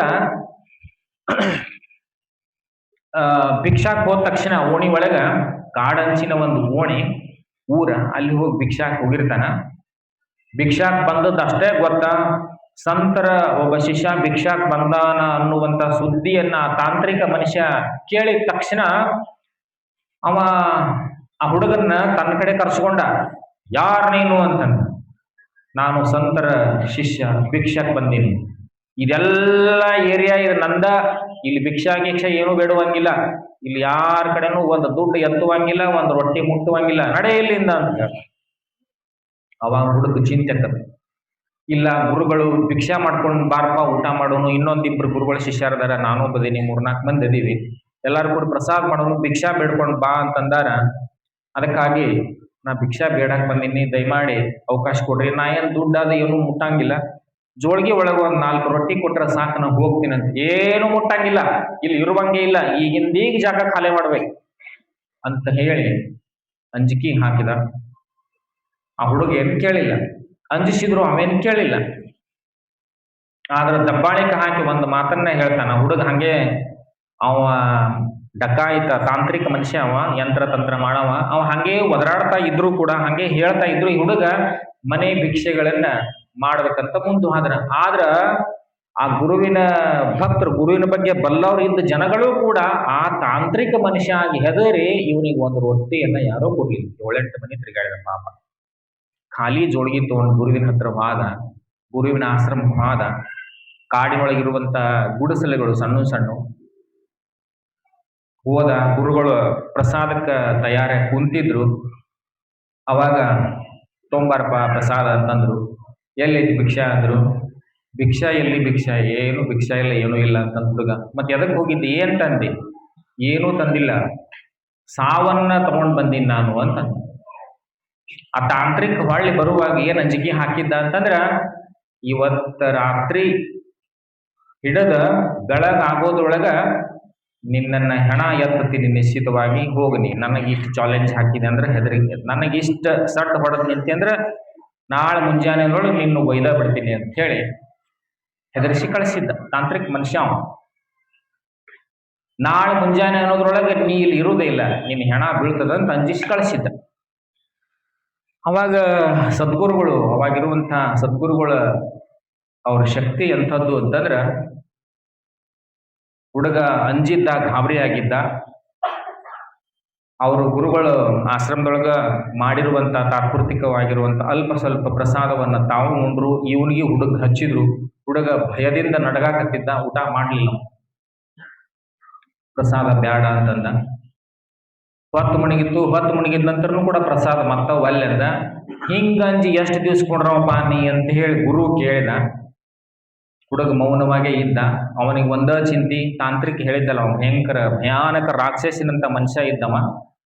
ಹೇಳಿದ್ದ ತಲೆಯಾಗಿತ್ತು. ಹೆದರಿಕ ಹಂಗೆ ಕುಂತ. ಗುರುಗಳು ಪ್ರಸಾದವನ್ನ ಮಾಡಿದ್ರು. ಗುರುಗಳು ಅವನ್ನ ಕರೆಸ್ಕೊಂಡ್ರು. ಬಾರಪ್ಪ ಅಂತ ಹೇಳಿ ಕುಂತ್ಕೊಂಡು ಮಾತಾಡಿದ್ರು. ಗುರು ಸೇವಾಕ್ ಬಂದದಕ್ಕೂ ಒಂದು ದೊಡ್ಡ ಲಾಭ ನನಗೆ ಸಿಕ್ತು ಅಜ್ಜವ್ರೆ, ಪ್ರಾಣ ಬಿಡ್ತೀನಿ ಅಂತ ಹೇಳಿ ಅವ ಭಯದಿಂದ ಗಾಬರಿ ಆಗಿದ್ದ. ಆ ವ್ಯಕ್ತಿ ಬಗ್ಗೆ ಅವನು ಕೇಳಿದ್ದ, ತಾಂತ್ರಿಕನ ಬಗ್ಗೆ. ಯಾರ್ಯಾರಿಗೆ ತೊಂದರೆ ಕೊಟ್ಟನಲ್ಲ ಎಲ್ಲರೂ ಮುಗಿಸೇ ಬಿಟ್ಟಿದ್ದ ಮನುಷ್ಯ, ನನ್ನೇನು ಬಿಡ್ತಾನಂತ ಅವನಿಗಿತ್ತು. ಗುರುಗಳು ಹೇಳಿದ್ರು, ಅಷ್ಟ್ಯಾಕ ಗಾಬರಿ ಆಗಿದೆ, ಇನ್ನೂ ಒಂದ್ ರಾತ್ರಿ ಪೂರ್ತಿ ಐತಲ್ಲ, ರಾತ್ರಿ ತುಂಬಾ ಅಂತ ಹೇಳ್ಯಾನವ, ಇಂತಿಂತ ಸಮಯ ಅಂತೇನು ಹೇಳಿಲ್ಲ ನಿನಗ, ರಾತ್ರಿ ಪೂರ್ತಿ ಅಂತ ಹೇಳಿದಾನಲ್ಲ, ನೀ ಏನು ಮಾಡಕ್ ಹೋಗ್ಬೇಡ, ಇಲ್ಲೇ ಕೊಂಡ್ರು, ನಾ ಹೇಳು ತಕ್ಕ ನನ್ನ ಕೋಣೆ ಒಳಗಿಂದ ನನ್ನ ಗುಡಿಸಲ್ ಒಳಗಿಂದ ಹೇಳುವಂಗಿಲ್ಲ, ನೀ ಇಲ್ಲೇ ಇರ್ಬೇಕು, ನನ್ನ ಜಾಗ ಬಿಟ್ಟು ನೀ ಹೇಳ್ತಕ್ಕದಲ್ಲ. ರಾತ್ರಿ ತುಂಬಾ ನನಗೊಂದಿಷ್ಟು ದಣುವದ ಆಗ್ಯಾವ, ಇವತ್ತೆಲ್ಲ ಕಾಡ್ ಪೂರ್ತಿ ಎಲ್ಲ ತಿರುಗಾಡಿ ಸಂಚಾರ ಮಾಡಿ ಬಂದದಕ್ಕ ಕೈಕಾಲು ನೋಯಾಕತ್ತವ, ಕೈಕಾಲು ಒತ್ತಗೋ ಅಂತ ಇಲ್ಲ, ನನ್ನ ಜೊತೆಗೆ ಇರ್ಬೇಕು. ಆ ದೊಡ್ಡ ತಪಸ್ವಿ ಗುರುಗಳವರು, ನಾ ಹೇಳುವರೆಗೂ ಯಾರು ಕರೆದ್ರು ಇಲ್ಲಿಂದ ಹೊರಗೆ ಹೋಗಂಗಿಲ್ಲ, ನನ್ನ ಬಾಗಲ ದಾಟಿ ಅಂತ ಹೇಳಿ ಗುರು ಆದೇಶ ಮಾಡಿದ. ಆಗ್ಲಿ ಪ್ರಭು ಅಂತೇಳಿ ಹುಡುಗ ರಾತ್ರಿ ಪಾದ ಸೇವೆ, ಗುರುಪಾದ ಸೇವೆಯನ್ನು ಮಾಡ್ಕೋಂತ ಅಲ್ಲೇ ಕುಂತ. ನಡು ರಾತ್ರಿ ಆಗಿದ್ದ 12 ಗಂಟೆಗೆ ತಾಂತ್ರಿಕ ಒಬ್ಬ ರಾಕ್ಷಸರನ್ನ ಕಳಿಸಿದ್ದ. ಬಾಗಿಲ್ ದಂಡಾಗ ನಿಂತ, ಬಾ ಇಲ್ಲಿ ಬಾ ಇಲ್ಲಿ ತಮ್ಮ ಬಾ ಇಲ್ಲಿ ಅಂತ ಹೇಳಿ ಕರೀತಾ ಇದ್ದ. ಬರ್ತೀಯೋ ಇಲ್ಲೋ ಅಂತ ಧಮ್ಕಿನೂ ಹಾಕಾಕತ್ತಿದ್ದ. ಆ ಹುಡುಗ ಹೆದರಿದ್ದ, ಬರ್ದ ಇದ್ರ ಒಳಗೆ ಬರ್ತೀನಂದ. ಆ ಹುಡುಗ ಹೆದರಿದ್ದ. ಆದ್ರ ಗುರು ಹೇಳಿದ ಮಾತು ಅವ್ನ ನೆನಪಾದ, ನಾ ಹೇಳುವವರೆಗೂ ಕೂಡ ಈ ಕೋಣೆಯಿಂದ ಹೊರಗೆ ಹೋಗುವಂಗಿಲ್ಲ, ನನ್ನ ಗುಡಿಸ್ಲಾ ಬಿಟ್ಟು ಹೊರಗೆ ಹೋಗುವಂಗಿಲ್ಲ ಅಂತ ಹೇಳಿದ್ರಲ್ಲ, ಆ ಮಾತು ನೆನಪಾಗಿ ಆ ಹುಡುಗ ಗುರುವಿನ ಪಾದ ಬಿಟ್ಟು ಅಳಗ್ಯಾಡ್ಲಿ, ಗುರುವಿನ ಪಾದವನ್ನ ಸ್ಪರ್ಶ ಮಾಡ್ಕೊಂತು ಹಾಂಗ ಒತ್ಕೊಂತ ಅಲ್ಲೇ ಕುಂತಿದ್ದ. ಕೆಲಸ ಆಗುದಿಲ್ಲ ಬಾ ಅಂತ ಹೇಳಿ ರಾಕ್ಷಸ ಒಳ್ಳೆ ಹೋದ್ದು. ತಾಂತ್ರಿಕ ಗೊತ್ತಾತು. 2ನೇ ಪ್ರಯೋಗ ಮಾಡಿದ ಒಂದ ತಾಸಿನೊಳಗೆ. ಒಬ್ಬ ಹೆಣ್ಮಗಳನ್ನ ಈ ಹುಡುಗನ ತಾಯಿ ರೂಪದೊಳಗ ಕಳಿಸಿದ. ತಾಯಿ ರೂಪದೊಳಗೆ ಬಂದ ಬಾಗಿಲ ಹೊರಗೆ ನಿಂತ ಬಾಗಲ ಬಡದ, ಬಾ ತಮ್ಮ ಹೋಗುನು ಮನೆಗೆ ಅಂತ ಕರ್ದಳ. ತಾಯಿ ರೂಪ, ತನ್ನ ಹುಡುಗನ ತಾಯಿ ರೂಪದೊಳಗನೆ ಬಂದಾಳ. ರಾಕ್ಷಸಿನ ಕಳಿಸಿದ್ದ 2ನೇ ಸಾರಿ. ಅವಾಗ ಹುಡುಗ ತಾಯಿ ಕರೆಯಕತ್ತಾಳ, ಹೋಗಿ ದರ್ಶನರೇ ಮಾಡ್ಕೊಳ್ಳು, ಬೇಟರೆ ಆಗುನ್ ಅಂತ ಹೇಳಿ ಅನಿಷ್ಟು ಒಂದು ಕ್ಷಣ. ಆದ್ರ ಗುರು ಹೇಳಿದ ಮಾತು ಮತ್ತ ನೆನಪಾತು. ಗುರು ಹೇಳಿದ್ರು, ನಾ ಹೇಳುವವರೆಗೆ ನನ್ನ ಅನುಮತಿ ಇರ್ಲಾರ್ದ ನನ್ನ ಪಾದ ಬಿಟ್ಟು ಎಲ್ಲಿ ಹೋಗುವಂತಿಲ್ಲ ಅಂತ ಹೇಳಿದ್ ಗುರು ಹೇಳಿದ್ ನೆನಪಾತು. ಆ ಹುಡುಗ ಪಾದ ಬಿಟ್ಟು ಅಲ್ಲಿ ಎಳ್ಳೈದು. 3ನೇ ಪ್ರಯೋಗವನ್ನು ಮಾಡಿದ ಭಯಂಕರ ರಾಕ್ಷಸ ರೂಪದಲ್ಲಿ ಬಂದ. ತಾಯಿ ಎಷ್ಟು ಕರೆದ್ರು ಕೂಡ ಈ ಹುಡುಗ ಹೋಗಿಲ್ಲ. ಅವಾಗ ತಾಯಿ ದಾಸ ತಕ್ಕಿನೂ ಹೋದಳು. ತಾಯಿ ರೂಪದೊಳಗೆ ಇರುವಂತಹ ರಾಕ್ಷಸಿನೇ ಬಂದಿತ್ತು. 3ನೇ ಸಾರಿ ಮತ್ತೊಂದು ರೂಪದೊಳಗ ರಾಕ್ಷಸನ್ನ ಕಳಿಸಿದ ಅವ ತಾಂತ್ರಿಕ. ಅವಾಗೂ ಕೂಡ ಈ ಹುಡುಗ ಕದಲಲಿಲ್ಲ, ಗುರುವಿನ ಪಾದ ಬಿಟ್ಟು ಅಳಗಾಡ್ಲಿಲ್ಲ. ಬೆಳಗ್ಗೆ 5 ಗಂಟೆ ಸರಿ ಸುಮಾರ ಗುರುವಿಗೆ ಎಚ್ಚರ ಆತು. ಎಚ್ಚರ ಆಗಿ, ಏನಪ್ಪಾ ನೀನ ಜೀವಂತದೇ ಇಲ್ಲ, ಸಾಯ್ತೇನೆ ಹೇಳಿದಲ್ಲ, ಇನ್ನ ಸತ್ತಿಲ್ಲ ಅಂತ ಕೇಳಿದ ಹುಡುಗ. ಅವಾಗ ಹುಡುಗ ಗಾಬರಿ ಆದ. ಇಲ್ಲ ಗುರುಗಳ ತಮ್ಮ ಆಶೀರ್ವಾದ, ನನಗೇನೂ ಆಗ್ಲಿಲ್ಲ, ತಾವು ಹೇಳಿದಂತೆ ಅಂತ ಹೇಳಿದ. ಆಮೇಲೆ ತಕ್ಷಣ ನೆನಪಾತು, ಆ ಹುಡುಗ ರಾಕ್ಷಸ ಕಳಿಸ್ತೀನಿ, ನಿನ್ನನ್ನ ಮುಗಿಸೇ ಬಿಡ್ತೀನಿ ಅಂತ ತಾಂತ್ರಿಕ ಹೇಳಿದ್ದ.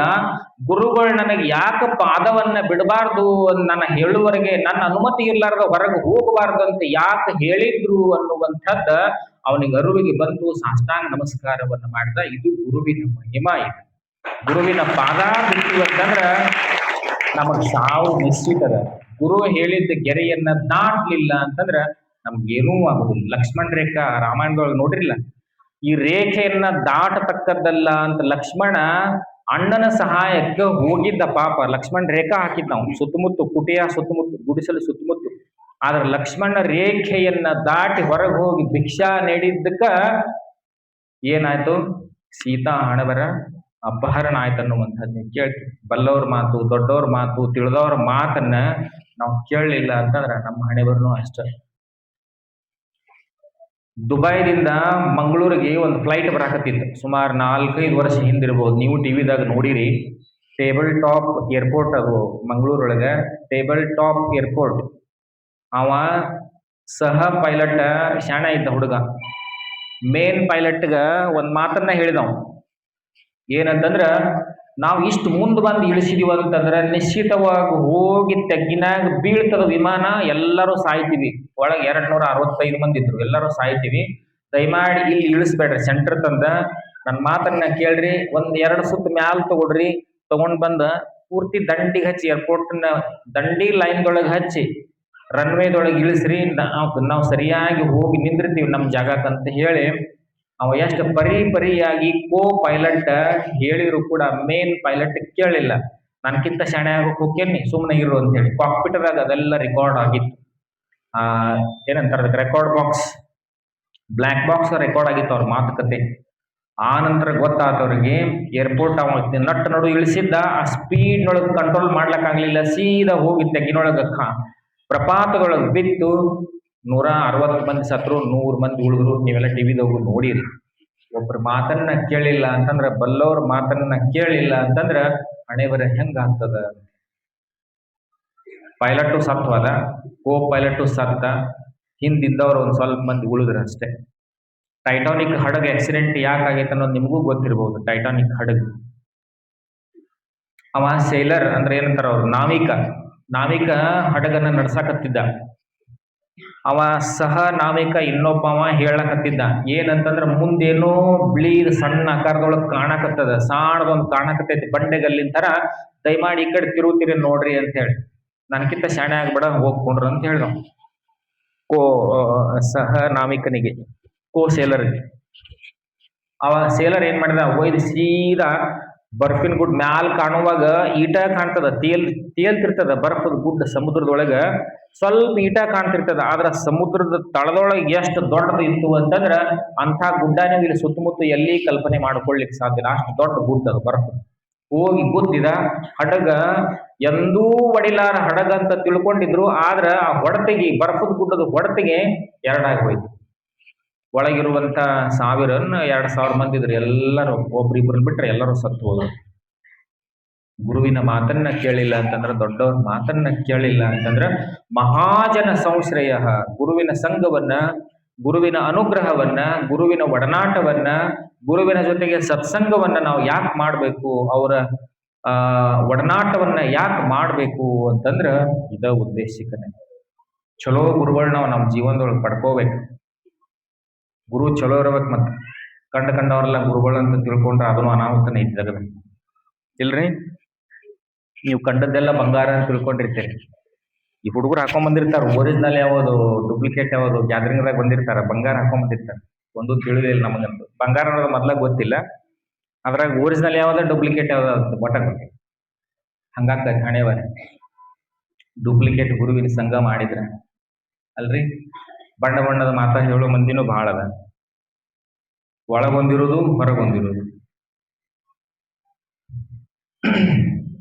ಒಂದ್ಸರೆ ಹಿಂಗ ಒಬ್ಬ ಗುರು, ಡೂಪ್ಲಿಕೇಟ್ ಗುರುಗಳು ಹೆಂಗಿರ್ತಾರ ಅನ್ನೋ ಒಂದು ಹೇಳ್ಬೇಕಲ್ಲ. ಒಂದ್ಸರೆ ಗುರು ಒಬ್ರ ಮನೆಗೆ ಭಿಕ್ಷಾಕ್ ಹೋಗಿದ್ದ. ನಾವು ವರ್ಷಕ್ಕೊಮ್ಮೆ ಭಿಕ್ಷಾಕ್ ಹೋಗಿರ್ತೀವಿ. ಎಲ್ಲೆಲ್ಲಿ ಜ್ವಾಳ ಕಾಳ ಬೆಳಿತಾರ ಹಳ್ಳಿಯೊಳಗೆ ಹೋಗಿರ್ತೀವಿ. ಯಾರು 1 ಚೀಲ ಕೊಡ್ತಾರ, ಯಾರು 10 ಕಿಲೋ ಕೊಡ್ತಾರ, ಯಾರು 50 ಕಿಲೋ ಕೊಡ್ತಾರ. ಹಂಗ ಒಬ್ಬ ಗುರು ಬಂದಿದ್ದ ಒಂದು ಊರಿಗೆ. ಹಿಂಗ ಬಂದು ಮನ್ಯಾಗ ಕುಂತ, ಪೂಜಾ ಪ್ರಸಾದ ದಾಸೋಹ ಕಾಳು ಕಡಿ ದೇಣಿಗೆ ಎಲ್ಲಾನು ಮಾಡ್ಬೇಕಂತ ಬಂದು ಕುಂತಿದ್ದ. ಅವಾಗ ಅವ ಒಂದ್ ಮಾತನ್ನ ಹೇಳಿದ, ಸಾವುಕಾರ ಮತ್ತೆ ನಿಮ್ ಮನೆಗೆ ಭಾಳ ವರ್ಷ ಆಯ್ತು ಬಂದಿಲ್ಲಲ್ಲಪ್ಪ, 8 ವರ್ಷ ಆಯ್ತು ಅಂದಾಜನ ಬಂದಿಲ್ಲ ಅಂತ ಹೇಳಿ ಕೇಳಿದವ್ ಸಾವುಕಾರ. ಆಗಿರ್ಬೇಕ್ರಿ ಅಜ್ಜಾರ, ಒಂದ್ 7-8 ವರ್ಷ ಆಯ್ತು ನೀವು ಬಂದಿಲ್ಲ ಅಂತ ಅನ್ಸಾಕತೈತಿ. ನೆನಪೈತೆ ಅಂದಂಗ ಆತಲ್ಲ. ಒಟ್ಟ ಗುರುಗಳ ಆಶೀರ್ವಾದ ಬ್ಯಾಡ ನಿಮಗ ಅಂತ ಕೇಳಿದ. ಬೇಕ್ರಿ ಅಪ್ಪವ್ರ, ಹಂಗ್ಯಾಂಗ ನಿಮ್ಮ ಆಶೀರ್ವಾದ ಇಲ್ಲಾರ್ದ ಏನೈತೆ ನಾವು. ಹಂಗಿತ್ತಂದ್ರ ಪ್ರತಿ ವರ್ಷ ಬಂದಾಗ ನೀ ಏನ್ ಕೊಡ್ತಿದ್ದೆಪ್ಪ ನನಗ? ಅವಾಗ ಸಾವುಕಾರ ಅಂದ, ಏನಿಲ್ರಪ್ಪವ್ರ, ನೀವು ಪ್ರತಿ ವರ್ಷ ಬಂದಾಗ 1 ಚೀಲ ಜ್ವಾಳ ಮತ್ ಮ್ಯಾಲೊಂದು 1100 ರೂಪಾಯಿ ಮಠಕ್ಕೆ ದಾಸೋಹಕ್ಕಾಗಿ ಕೊಡ್ತಿದ್ನಿರಪ್ಪ ಅಂತಂದ ಸಾವುಕಾರ. ಆತ ಭಾಳ ಸಂತೋಷ ಆಯ್ತು. ಮತ್ತೀಗ ಹೆಂಗಿದ್ರು 7-8 ವರ್ಷ ಆಯ್ತು ನಾ ಬಂದೇ ಇಲ್ಲ, ಇನ್ನ ಇವತ್ತು ಪ್ರಸಾದ ಅಂತೂ ಮಾಡಿ ಪಾದ ಪೂಜಾ ಪ್ರಸಾದ ಮಾಡ್ಕೊಂಡ 7-8 ವರ್ಷ ನಾ ಬರಾಕ್ ಆಗಿರ್ಲಿಲ್ಲ. ಬೇರೆ ಬೇರೆ ಕೆಲಸ ಕಾರ್ಯಕ್ರಮ ಅವು ಇವು ಬಹಳ ಇದ್ದುವ, ಮಠದ ಜಂಜಾಟ ಬರಾಕ್ ಆಗಿರ್ಲಿಲ್ಲ. 7-8 ಚೀಲ ಕಾಳ ಮತ್ತು 7-8 ಸಾವಿರ ರೂಪಾಯಿ ಎಲ್ಲಾ ಒಮ್ಮೆ ಕೊಡ್ಬೇಕು ನೋಡ್ಪ ಸಾವ್ಕಾರ ಅಂತ. ಸಾವ್ಕಾರದ ಮನ್ಯಾಗ ಒಬ್ಬ ಸೊಸಿ ಬೇಕಿದ್ರು, ಬಾಳ ಬೆರಕಿದ್ರ, ಬಾಳ ಶಾಣೆ ಇದ್ರು. ಹೆಣ್ಮಕ್ಳು ಬಾಳ ಶಾಣೆ ಇರ್ತಾರೆ ನಮ್ಮ ದೇಶದೊಳಗೆ.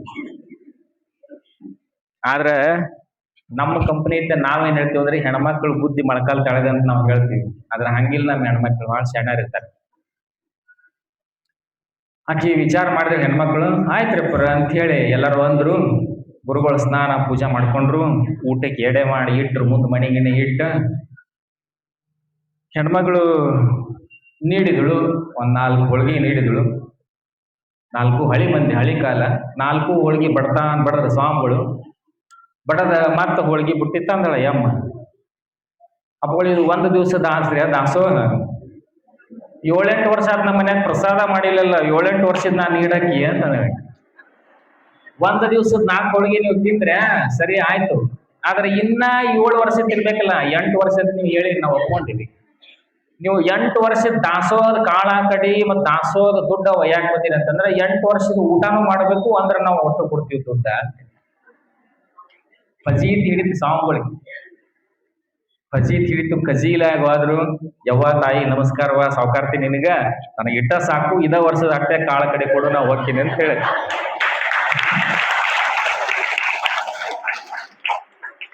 ಇಂಥ ಸ್ವಾಮಿಗಳು ಬಾಳ ಮಂದಿ ಇದಾರೆ ನಮ್ಮಲ್ಲಿ.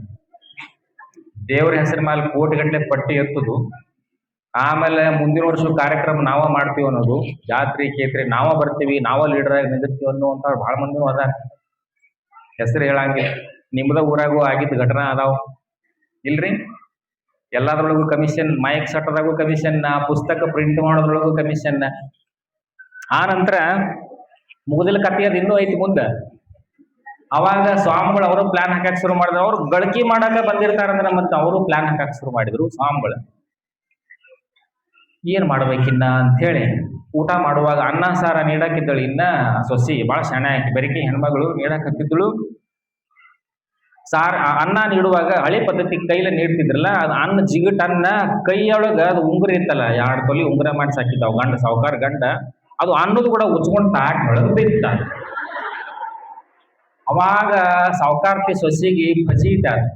ಅಯ್ಯೋ ಶಿವನೇ, ಸ್ವಾಮಿಗಳಿಗರೆ ನಾವ್ ಹೆಂಗರ ಮಾಡಿ ನಮ್ ದಾಸೋ ನಮ್ ಕಾಳು ಕಡೆ ನಮ್ಮ ಮನ್ಯಾಗ ಉಟ್ಕೋಬೇಕು, 1 ವರ್ಷದ ಕೊಡ್ಬೇಕಂತ ನಾವ್ ವಿಚಾರ ಮಾಡಿದ್ರೆ ಇದೊಳೆ ಆಯ್ತಲ್ಲ ಫಜೀತೆ ಅಂತ ಆಕಿಗೆ ಚಿಂತೆ ಐತಿ. ಅವಾಗ ಅಂದಳಕಿ ಹೇಳೇ ಬಿಡ್ಲಿ, ಅಪ್ಪೋರ ಮತ್ತ ನಮ್ಮ ಯಜಮಾನ್ರದ ನಮ್ಮ ಮದುವೆ ಒಳಗೆ ಮಾಡಿದ ಉಂಗುರ ಹಾಕಿದ್ದೈತಿ, ನಮ್ಮನ್ನ ಗಟ್ಟಿ ಮಾಡುವಾಗ ಹಾಕಿದ ಉಂಗುರ ಸವಿ ನೆನಪ, ಅದ್ ನನಗ್ ಬೇಕು, 2 ತೊಲಿದೈತಿ, ಗಂಡನ ನೆನಪು ಸವಿ ಯಾವಾಗಲೂ ನನಗ್ ಬೇಕು, ಅದ ನನ್ನ ದೇವ್ರ ದಯಮಾಡಿ ಕೊಡ್ರಿ ಅಂತ ಅಂದ್ರು. ಸ್ವಾಮಿಗಳು ಏನನ್ಬೇಕು, ನಾವು ಪ್ರಸಾದಿಕರದೀವ್ರಿ, ತಾಟ್ನೊಳಗೆ ಏನ್ ಇರ್ತದಲ್ಲ ಅದನ್ನು ಹೊರಗೆ ಎಲ್ಲಿ ಬಿಡಂಗಿಲ್ಲ, ಎಲ್ಲವನ್ನೂ ಸ್ವೀಕಾರ ಮಾಡ್ತೀವಿ ಅಂತ. ಕೇಳಿರೇನು ಪ್ರಸಾದಿಕರನ್ನ? ಪ್ರಸಾದಿಕರು ಅಂತಂದ್ರ, ಪ್ರಸಾದಿಕರು ಅಂತ ಒಂದು ನಮ್ಮಲ್ಲಿ ಒಂದು ಐತಿ, ಅದು ಬಸವ ಪರಂಪರೆ ಒಳಗ.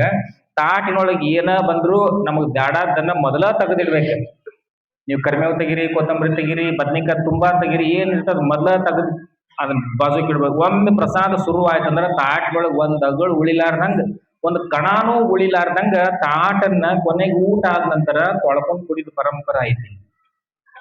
ಅದನ್ನ ನಮ್ಮ ಸಿದ್ದೇಶ್ವರಪ್ಪಗಳ ಹಿಂಗೂ ತತ್ವ ಐತಿ, ಇದನ್ನ ಬೇಕಾದ್ರ ಪಾಲಿಸ್ರಿ, ನಿಮಗ್ ಮೀಗಲಿಲ್ಲ ಅಂತಂದ್ರ ಸಾಮಾನ್ಯವಾಗಿ ಜೀವನ ಮಾಡ್ರಿ ಅಂತ ಹೇಳಿ ನಮಗ್ ಹೇಳಿದ್ರು ಅವ್ರು. ಎಲ್ಲ ಕಡೆ ನಡೆಯಂಗಿಲ್ಲ ನಾಟಕ ಅಂತ ಹೇಳಿ ನಮಗೆ ಹೇಳಿದ್ರು. ನಾವು ಸಾಮಾನ್ಯವಾಗಿ ಜೀವನ ಮಾಡ್ತೀವಿ, ಪ್ರಸಾದಿಕರದೀವಿ, ಹಿಂಗಾಗಿ ನಾವು ಆ ಪ್ರಸಾದವನ್ನ ಬಂದದ್ದೆಲ್ಲ ತಾಟ್ನ ನಾವು ಸ್ವೀಕಾರ ಮಾಡ್ತೀವ್ರಿ ಅಂತ ಅಂದ್ರು ಅವ್ರ ಸ್ವಾಮಿಗಳು. ಆಯ್ತು, ಹುಗ್ಗಿ ಉಂಡಿದ್ರು, 4 ಹೋಳಿಗೆ ಬಡ್ದಿದ್ರು, ಇನ್ನು ಅನ್ನ ಸಾರ ಉಣ್ಬೇಕಲ್ಲ. ನೀಡಾಳ ಹೆಣ್ಮಗಳು ಅದ್ರ ಕೂಡ ಉಂಗುರನು ಬಂದೈತಿ, ಉಂಗುರ ಸೈಡ್ ಇಟ್ರು. ಅಟ್ ಹೇಳಿ ಏನ್ರಿ ಮಾಡಿ ಕಿಶಾ ಹಾಕೋಬೇಕ, ಹೆಣ್ಮಗಳು ಒಳಗ್ ಹೋದಾಗ ಸ್ವೀಕಾರ ಮಾಡಿ ಅಂತ ಹೇಳ್ಬೇಕಂತ ಹೇಳಿ ಕಿಶಾಗ ಇಟ್ಕೋಬೇಕಂತ ಪ್ಲಾನ್ ನಡೆಸಿದ್ರು. ಆಯ್ತ್ರಿ ಅಪ್ಪೋರ ಅಂತ ಹೇಳಿ ಒಳಗ್ ಹೋದ ಹೆಣ್ಮಗಳು. ಒಳಗ್ ಹೋಗಿ ಅಪ್ಪವ್ರು ಬಹಳ ಪ್ರಸಾದ ಮಾಡಿದ್ರಿ, ಬಹಳ ಖುಷಿ ಆಯ್ತು, ಸಂತೋಷ ಆಯ್ತು. ರಾಗಿ ಆಮ್ಲೆಟ್ ಮಾಡಿವ್ರಿ, ಮತ್ತೆ ಬ್ಯಾಸಗಿ ಸಮಯ ಐತಿ, ಒಂದಿಟ್ಟು ರಾಗಿ ಅಂಬಲಿನೂ ತಗೋರಿ ಅಂತ ಹೇಳಿ ಜಗ್ನೊಳಗ ಗಡ್ಗಿ ಒಳಗ ರಾಗಿ ಅಂಬಲಿ ತಗೊಂಡ್ ಬಂದ. ಇಷ್ಟುದ್ದ ದೊಡ್ಡದೊಂದು ಚಮಚೆ ಇತ್ತು. ಅದನ್ನ ಅಂಬಲಿ ನೀಡುವಾಗ ಚಮಚೆಯನ್ನ ತಾಟ್ನೊಳಗೆ ಒಗದ ಬಿಟ್ಟು, ಆತ ತೆಗೆದ ಸ್ವಾಮಿಗಳು. ಅವ್ರಿಗೆ ಲಾಭ ಆಗಿತ್ತು. ಈಗಿನ ಕಾಲದೊಳಗೆ 2 ತೊಲಿ ಬಂಗಾರದ ಉಂಗುರ ಅಂತಂದ್ರೆ ಸರಿ ಸುಮಾರು 2.5 ಲಕ್ಷ ರೂಪಾಯಿ ಇರ್ಬೇಕು. 3 ಲಕ್ಷ ರೂಪಾಯಿ ಗೆದ್ದಿದ್ರು ಅವರು. ಫಜೀತ್ ಹಿಡಿತು. ಅವಾಗ ಆಕಿ ಹೇಳಿದಳು, ಅಪ್ಪವ್ರ ಮತ್ತ ಚಮಚೆ ಅವ್ರು ಹೇಳಿದ್ರು ಗುರುಗಳು, ಚಮಚೆ ತಕ್ಕೋರ್ವ ಅಂಬ್ಲಿ ಕುಡಿತೀನಿ ಅಂತ ಹೇಳಿ. ಇಲ್ರಿ ಅಪ್ಪವ್ರ, ತಾವು ಪ್ರಾಸಾದಿಕರು ಅದೀರಿ, ಅದಕ್ಕಾಗಿ ಚಮಚೆ ತಕ್ಕೊಳಕ್ ಬರಂಗಿಲ್ಲ, ಬಂದದ್ದೆಲ್ಲ ತಾಟ್ನ ತಾವು ಸ್ವೀಕಾರ ಮಾಡ್ತೀರಿ ಅಂದ್ರೆ ದಯಮಾಡಿ ಸ್ವೀಕಾರ ಮಾಡ್ರಿ ಅಂತಂದ್ರೆ. ಸಾವುಕಾರತಿ ಮೊದ್ಲ ಬೆರಕಿ ಮನುಷ್ಯರು, ಮೊದ್ಲ ಚಿಕ್ಕೊಂಡಿರ್ತಾರೆ ಸಾವುಕಾರ ಮಂದಿ. ಸ್ವಾಮಿಗಳಿಗೆ ಅವಾಗ ಫಜೀತ್ ಹಿಡಿತು. ಇನ್ನ ಹಿಂಗಾದ್ರೆ ಬರಬರಿ ಆಗಂಗಿಲ್ಲ ಅಂತ ಹೇಳಿ ಸ್ವಾಮಿಗಳು ಅಂತಂದ್ರು, ಇಲ್ಲವ ನೀನ್ ಉಂಗುರಾನೂ ತಗೋ, ನಿನ್ ಚಮಚನೂ ತಗೋ, ನಾವು ಅಂಬ್ಲಿ ಕುಡಿದು ಎಷ್ಟು ಕೊಡ್ತೀರ ಅಂತ ತಗೊಂಡು ಹೋಗ್ತೀನಿ ಅಂತ ಎದ್ದು ಹಾದ್ರು.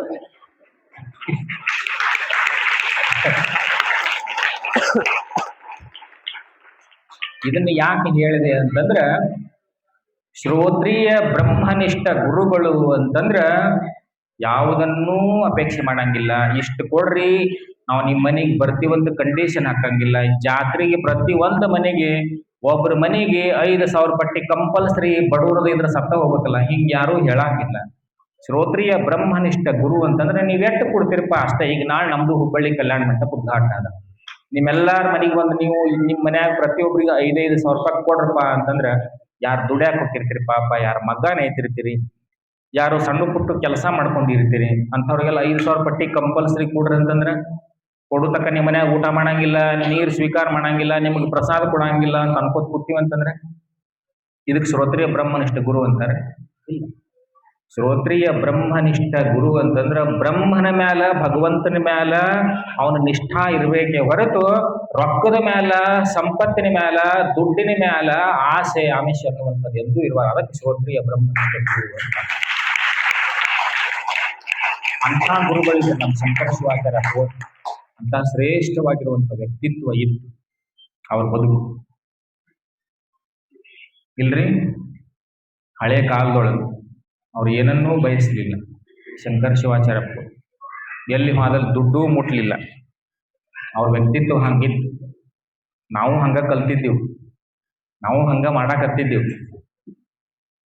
ಆದ್ರ ಏನಾಯ್ತು ಪ್ರಸಂಗ ಅಂತಂದ್ರೆ, ಮೊದಲು ಬಂದಿರುವಂತ 2 ವರ್ಷದ ದಕ್ಷಿಣ ದೇಣಿಗೆ ಎಲ್ಲ ಹುಬ್ಬಳ್ಳಿಗೆ ಮಠಕ್ಕೆ ಕೊಟ್ಟೆ.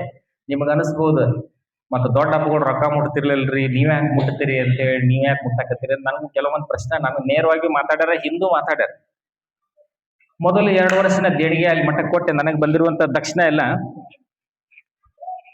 ಅಲ್ಲಿ ಹುಬ್ಬಳ್ಳಿಗೆ ಹೋದಾಗ ಒಂದು ನಯಾ ಪೈಸೆ ಕಿಮ್ಮತ್ ನಮಗೆ ಇರ್ಲಿಲ್ಲ ಅಂತಂದ್ರೆ, ಇನ್ನು ಹೋದಾಗೊಮ್ಮೆ ನಾವೇ ಭಿಕ್ಷೆ ಬಿಡ್ಬೇಕಲ್ಲ, ಡೀಸೆಲ್ ರೊಕ್ಕ ಕೊಡ್ರಿ, ನಮ್ಮ ಹುಡುಗ ಒಬ್ಬ ನಮ್ಮ ಜೊತೆಗದ, ನಮ್ಮ ಶಿಷ್ಯ ಅವಗಟ್ಟ ಖರ್ಚಿಗೆ ಬೇಕು, ಹರಿದ್ವಾರಕ್ಕೆ ಹೋಗವನ, ಅವನ ಕಾಲೇಜ್ ಫೀ ಅದ, ಸಾಲಿ ಫೀ ಅದ, ಗಾಡಿ ರಿಪೇರಿ ಅದ, ನಮಗೂ ಹೊಟ್ಟಿಗೆ ಬಟ್ಟಿಗೆ ಬೇಕ್ರಿ, ಹೊಸೂರಾಗಿದ್ದಾಗ ಹಣ್ಣ ಹಂಪಲ ಊಟ ಉಪಚಾರ ಕೊಡ್ರಿ ಅಂತ ಹೋದಾಗೊಮ್ಮೆ ಭಿಕ್ಷೆ ಬಿಡ್ಬೇಕಲ್ಲ ನಾವು.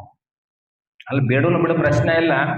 ಒಂದೂ ಮಾತಿಗೆ ಬೆಲೆ ಇಲ್ಲ, ಕಿಮ್ಮತ್ತಿಲ್ಲ, ನಾವು ಹೇಳಿದ ಒಂದೂ ಕೆಲಸ ಇಂಪ್ಲಿಮೆಂಟ್ ಮಾಡೋದಿಲ್ಲ ಅಂತ ನಿಮ್ಗೆಲ್ಲ ಉತ್ತರ ಹೇಳ್ಬೇಕಾಗೈತಿ. ನಾನು ದುಡ್ಡು ನನ್ನ ಕಡೆ ಯಾಕೆ ತಗೊಂಡಿನಿ ಅಂತಂದು, ನನ್ನ ಕಡೆ ಲೆಕ್ಕನೂ ಐತಿ.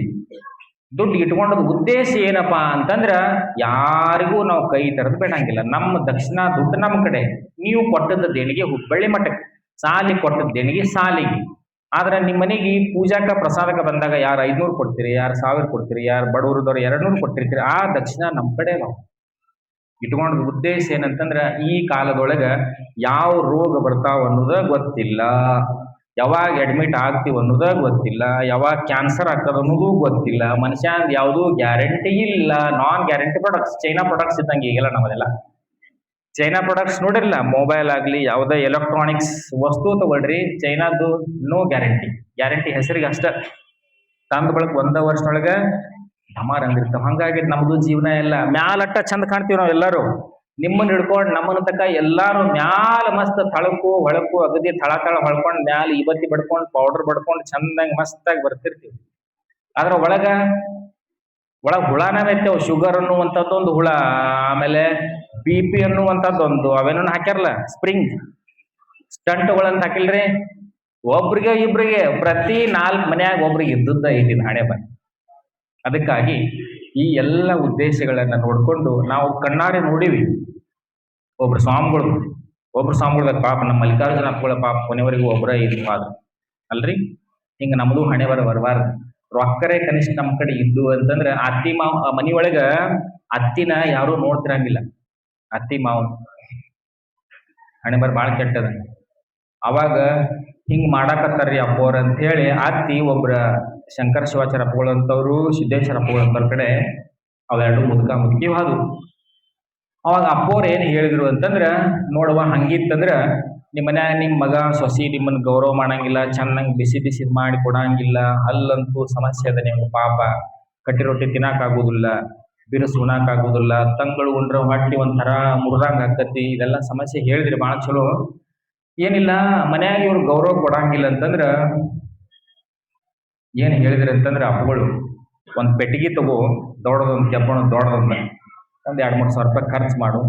ಅದ್ರೊಳಗೆ ನೀ ರೊಕ್ಕ ಇಡಾಕ್ ಹೋಗ್ಬೇಡ, ದುಡ್ಡು ಇಡಾಕ್ ಹೋಗ್ಬೇಡ. ಅದ್ರೊಳಗ ದೊಡ್ಡ ದೊಡ್ಡ ದೊಡ್ಡ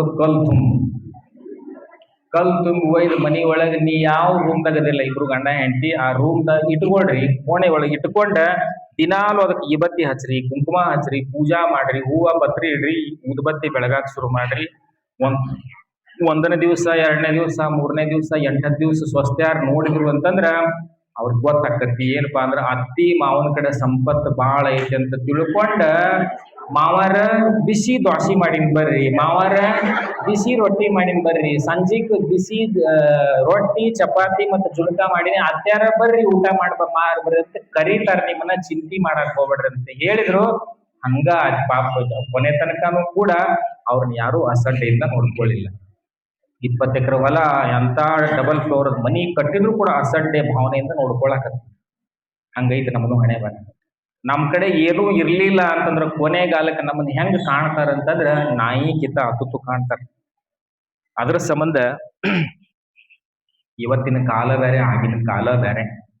ನಿಮಗಾದ್ರೂ ಕೂಡ ಹೇಳ್ತೀನಿ ಏನಪ್ಪಾ ಅಂತಂದ್ರ, ಸಂಸಾರ ಅಂತಂದ್ರ ಸಂಸಾರವೆಂಬುದೊಂದು ಗಾಳಿಯ ಸೊಡರು, ಇದ ನೆಚ್ಚಿ ಕೆಡಬೇಡ ಸಿರಿ ಎಂಬುದು. ಮರೆಯದೆ ಪೂಜಿಸು ನಮ್ಮ ಕೂಡಲ ಸಂಗಮ ದೇವ. ಸಂಸಾರವೆಂಬುದೊಂದು ಗಾಳಿಯ ಸೊಡರು, ಸಿರಿ ಎಂಬುದೊಂದು ಸಂತೆಯ ಮಂದಿಯ ಕಂಡಯ್ಯ. ಸಂಪತ್ತೇನೈತ್ಲೆ ಅದು ಸಂತ್ಯಾಗಿನ ಮಂದಿ ಇದ್ದಂಗ. ಸಂತ್ಯಾಗ ಹೊತ್ತು ಮುಣಿಗೆ 6 ಸುಮಾರ 7 ತನಕ ಭರ್ಪೂರ್ ಮಂದಿ ಇರ್ತಾರ. 8ರ ನಂತರ 9ರ ನಂತರ ಒಂದು ಹಳಿ ನಾಯಿನ ಇರಂಗಿಲ್ಲ ಸಂತ್ಯಾಗ. ಮಾರೋರು ಇರಂಗಿಲ್ಲ, ಕೊಳ್ಳೋರು ಇರಂಗಿಲ್ಲ, ಹೌದಲ್ಲ? ಹಂಗ ಸಿರಿ ಸಂಪತ್ತ ಅಂತ ಐತಲ್ಲ, ನಿಮ್ಮ ಕಡೆ ಎಲ್ಲಿ ತನ ದುಡ್ಡು ಇರ್ತದ, ಸಂಪತ್ತು ಇರ್ತದ, ಅಲ್ಲಿ ತನ ಅಷ್ಟೇ ಮಾತಾಡ್ತಾರೆ. ನೀವು ಕೋಟಿ ಗಟ್ಲೆ ಗಳಿಸಿ ಮನ್ಯಾಗ ಮಕ್ಕಳಿಗೆ ಸ್ವಸ್ತಾರೆ ಕೊಟ್ಟರು ಕೂಡ ಕೊನೆಗಾಲಕ್ಕೆ ಕೈ ಬರಿಗೈ ಇತ್ತು ಅಂತಂದ್ರ ಒಟ್ಟ ಮಾತಾಡ್ಸಂಗ ಅಂತಾರ. ಅವ್ರು ಮುಂದನಂಗಿಲ್ಕರ ಹಿಂದಂತಾರ ಸ್ವಸ್ತ್ಯಾರ. ಏನಂತಾರ ಅಂತಂದ್ರ, ಓಣ್ಯಾಗಿನೂ ಎಲ್ಲಾ ಹಳಿ ನಾಯಿಗಳು ಹೋದ್ವು, ನಮ್ಮ ಮನ್ಯಾಗ ಕರಿ ನಾಯಿ ಇನ ಯಾಕೆ ಹೋಗೋದು ಅಂದಾರ. ಅಂದದ್ ಕೇಳಿಸ್ಕೊಂಡಿವ್ ನಾವು. ಅದಕ್ಕೆ ಏನಂತಂದ್ರ ಅಪ್ಪೋಳು ಹೇಳಿದ ಮಾತು ಏನಂತಂದ್ರ, ಪೆಟ್ಟಿಗೆ ತಗೋರಿ, ದೊಡ್ಡದೊಂದು ಕೀಲಿ ತಗೊಳ್ರಿ, ಗೋದ್ರೇಜ್ ಕಂಪನಿದ ಇರ್ಬೇಕು. ಮತ್ತ ಸಾದಾ ಸೀದಾ ಕೀಲಿ ಇರಬಾರ್ದು. ಒಳಗ್ ಕಲ್ಲ ತುಂಬಿಡುವಲ್ರಕ ನೀವು, ತುಂಬಿಟ್ರಿ ಅಂತಂದ್ರೆ ನಿಮ್ಮ ಜೀವನದೊಳಗೆ ಎಂದೂ ದುಃಖ ಪಡುವಂತ ಪ್ರಸಂಗ ಬರಂಗಿಲ್ಲ ಅಂತ ಹೇಳಿ ಅಪ್ಪೋಳು ಹೇಳಿದ ಮಾತು. ಇದು ನೆನ್ಪಿಟ್ಕೋಬೇಕು ನಾವೆಲ್ಲ.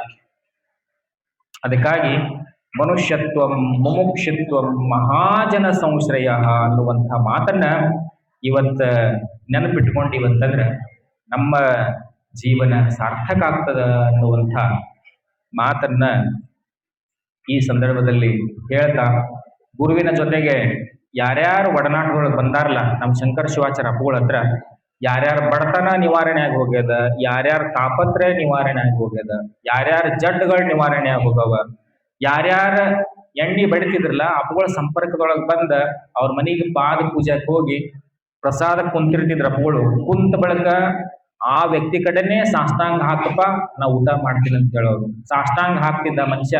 ಮನ್ಯಾಗ ಮೊದಲ ಹೆಂಡತಿ ಕಂಪ್ಲೇಂಟ್ ಮಾಡಿರ್ತಿದ್ಳು, ಮಕ್ಕಳು ಕಂಪ್ಲೇಂಟ್ ಮಾಡಿರ್ತಿದ್ರು, ಇವ್ ಒಂದಿಟ್ಟು ಕುಡಿದು ಬಿಡಿಸ್ರಿ ಅಪ್ಪೋರ್ ಅಂತ ಹೇಳಿ ಸಾಷ್ಟಾಂಗ ಹಾಕಿ ಎದ್ದು ಕುಂತ ಬಳಿಕ, ಒಳ್ಳೇದಾಗ್ಲಿಪ್ಪ ನಿನಗ, ಹಿಂಗ ಕಾಲ್ ದಾಸೋಹ ಮಾಡ್ಸಂತ ಹೇಳಿ ಅಂದ. ಪ್ರಸಾದ್ ತಗೊಳ್ಳೇನಪ್ಪ ಅಂತ ಕೇಳೋರು, ತಗೋರಿ ಅಪ್ಪೋರ್ ಅಂತ ಅಂತಿದ್ದವ. ಅವಾಗ ನಂದೊಂದ್ ಮಾತು ನಡೆಸ್ಕೊಡ್ಬೇಕಪ್ಪ ನೀ ಅಂತ ಹೇಳಿ ಅಂತಿದ್ರ ಅಪ್ಪಗಳು. ಹೇಳ್ರಪ್ಪ ಅಂತಿದ್ದವ. ಏನಿಲ್ಲ, ನೀ ಇವತ್ತಿನಿಂದ ಕುಡಿದು ಬಿಡ್ತೇನ ಅಂದ್ರ ಮಾತ್ರ ನಾ ಪ್ರಸಾದ್ ತಗೋತೀನಿ, ಇಲ್ಲ ಅಂದ್ರ ನಾ ಪ್ರಸಾದ್ ಮುಟ್ಟಂಗಿಲ್ಲಪ್ಪ ಅಂತ ಮಣಿ ಮುಂದ್ ಸರಿಸಿಡ್ತಿದ್ರು. ಫಜೀತ್ ಹಿಡಿತಲ್ಲ ಅವನ, ದೊಡ್ಡ ಫಜೀತ್. ಅವಾಗ ಅಪ್ಪಗಳು ಅಷ್ಟಂದ ಬಳಿಕ ಅವ 2 ನಿಮಿಷ 3 ನಿಮಿಷ 5 ನಿಮಿಷ ಅವೇನು ಬಾಯಿ ಬಿಡ ಗಿರಾಕಿ ಅಲ್ಲ. ಯಾಕಂದ್ರೆ ಅವ್ರು ಅಷ್ಟು ಈಸಿಯಾಗಿ ಬಾಯಿ ಬಿಡಂಗಿಲ್ಲ ಅವ್ರು. ಆಯ್ತು ರಪ್ಪಗಳ ನೀವು ಹೇಳಿ ಕೇಳ್ತೀನಿ ಅಂತ ಅವೇನು ಅನ್ಲಿಲ್ಲ. ಹಿಂದ್ ಮಕ್ಕಳು ಬಂದು ತಿಂದ್ರು, ಹಿಂದ್ ಸ್ವಸ್ಥಾರ ಬಂದು ತಿಂದ್ರು ಅನ್ರಿ ಅಪ್ಪಗಳನ್ನ ಬಿಡ ಅವ್ರ ಹಿಂದ್ ಕಿಮ್ಯಾವ್ರ ನೀವು ಬಿಡ್ಲಿಕ್ಕೆ ಬಿಡೋಲ್ರಿ ಅಂದ್ರೆ ಏನ್ರ ಪ್ರಸಾದ ಸ್ವೀಕಾರ ಮಾಡ್ಲಿ ಅಂತೇಳಿ ಕೊಟ್ಟ ಮಾತು ಬಿಡಾಕ ಹೆಂಗ್ ಬರ್ತದ. ಅವಾಗ ಎಲ್ಲಾರು ಒತ್ತಾಯಕ್ಕ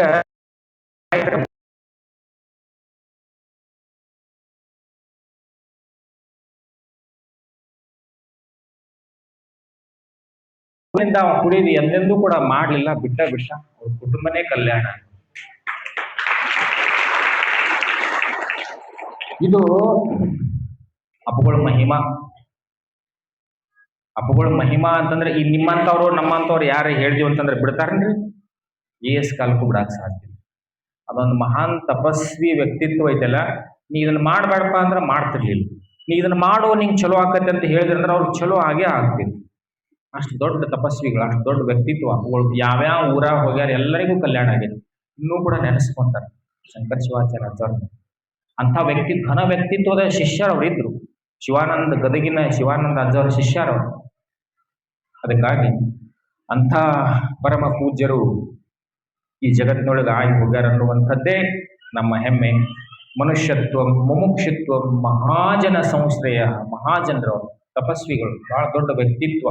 ಅಂಥವ್ರು ಕೂಡ ಗೆಳತನ, ಅಂಥವ್ರು ಕೂಡ ಸತ್ಸಂಗ, ಅಂಥವ್ರು ಕೂಡ ಒಡನಾಟ ಇತ್ತು ಅಂತಂದ್ರೆ ಅವರ ವಾಣಿ, ಅವರ ಅನುಗ್ರಹ ಸದಾಕಾಲ ನಮಗೆಲ್ಲ ಇರ್ತದ. ಅವರಿಂದಲೇ ನಮ್ಮ ಬದುಕು, ಅವರಿಂದಲೇ ನಮ್ಮ ಬದುಕಿಗೊಂದು ಮೆರುಗು ಅನ್ನುವಂಥದ್ದನ್ನ ಅರ್ಥ ಮಾಡಿಕೊಂಡು ಭಗವಂತನ ಆಶೀರ್ವಾದ, ನೀಲಕಂಠೇಶ್ವರನ ಆಶೀರ್ವಾದ, ಅಪ್ಪರ ಆಶೀರ್ವಾದ ಯಾವಾಗಲೂ ನಿಮ್ಮ ಮೇಲೆ ಸದಾಕಾಲ ಇರಲಿ ಅಂತ ಹೇಳಿ ಆಶಿಸಿ ಮಾತುಗಳನ್ನು ಮುಗಿಸೋಣ.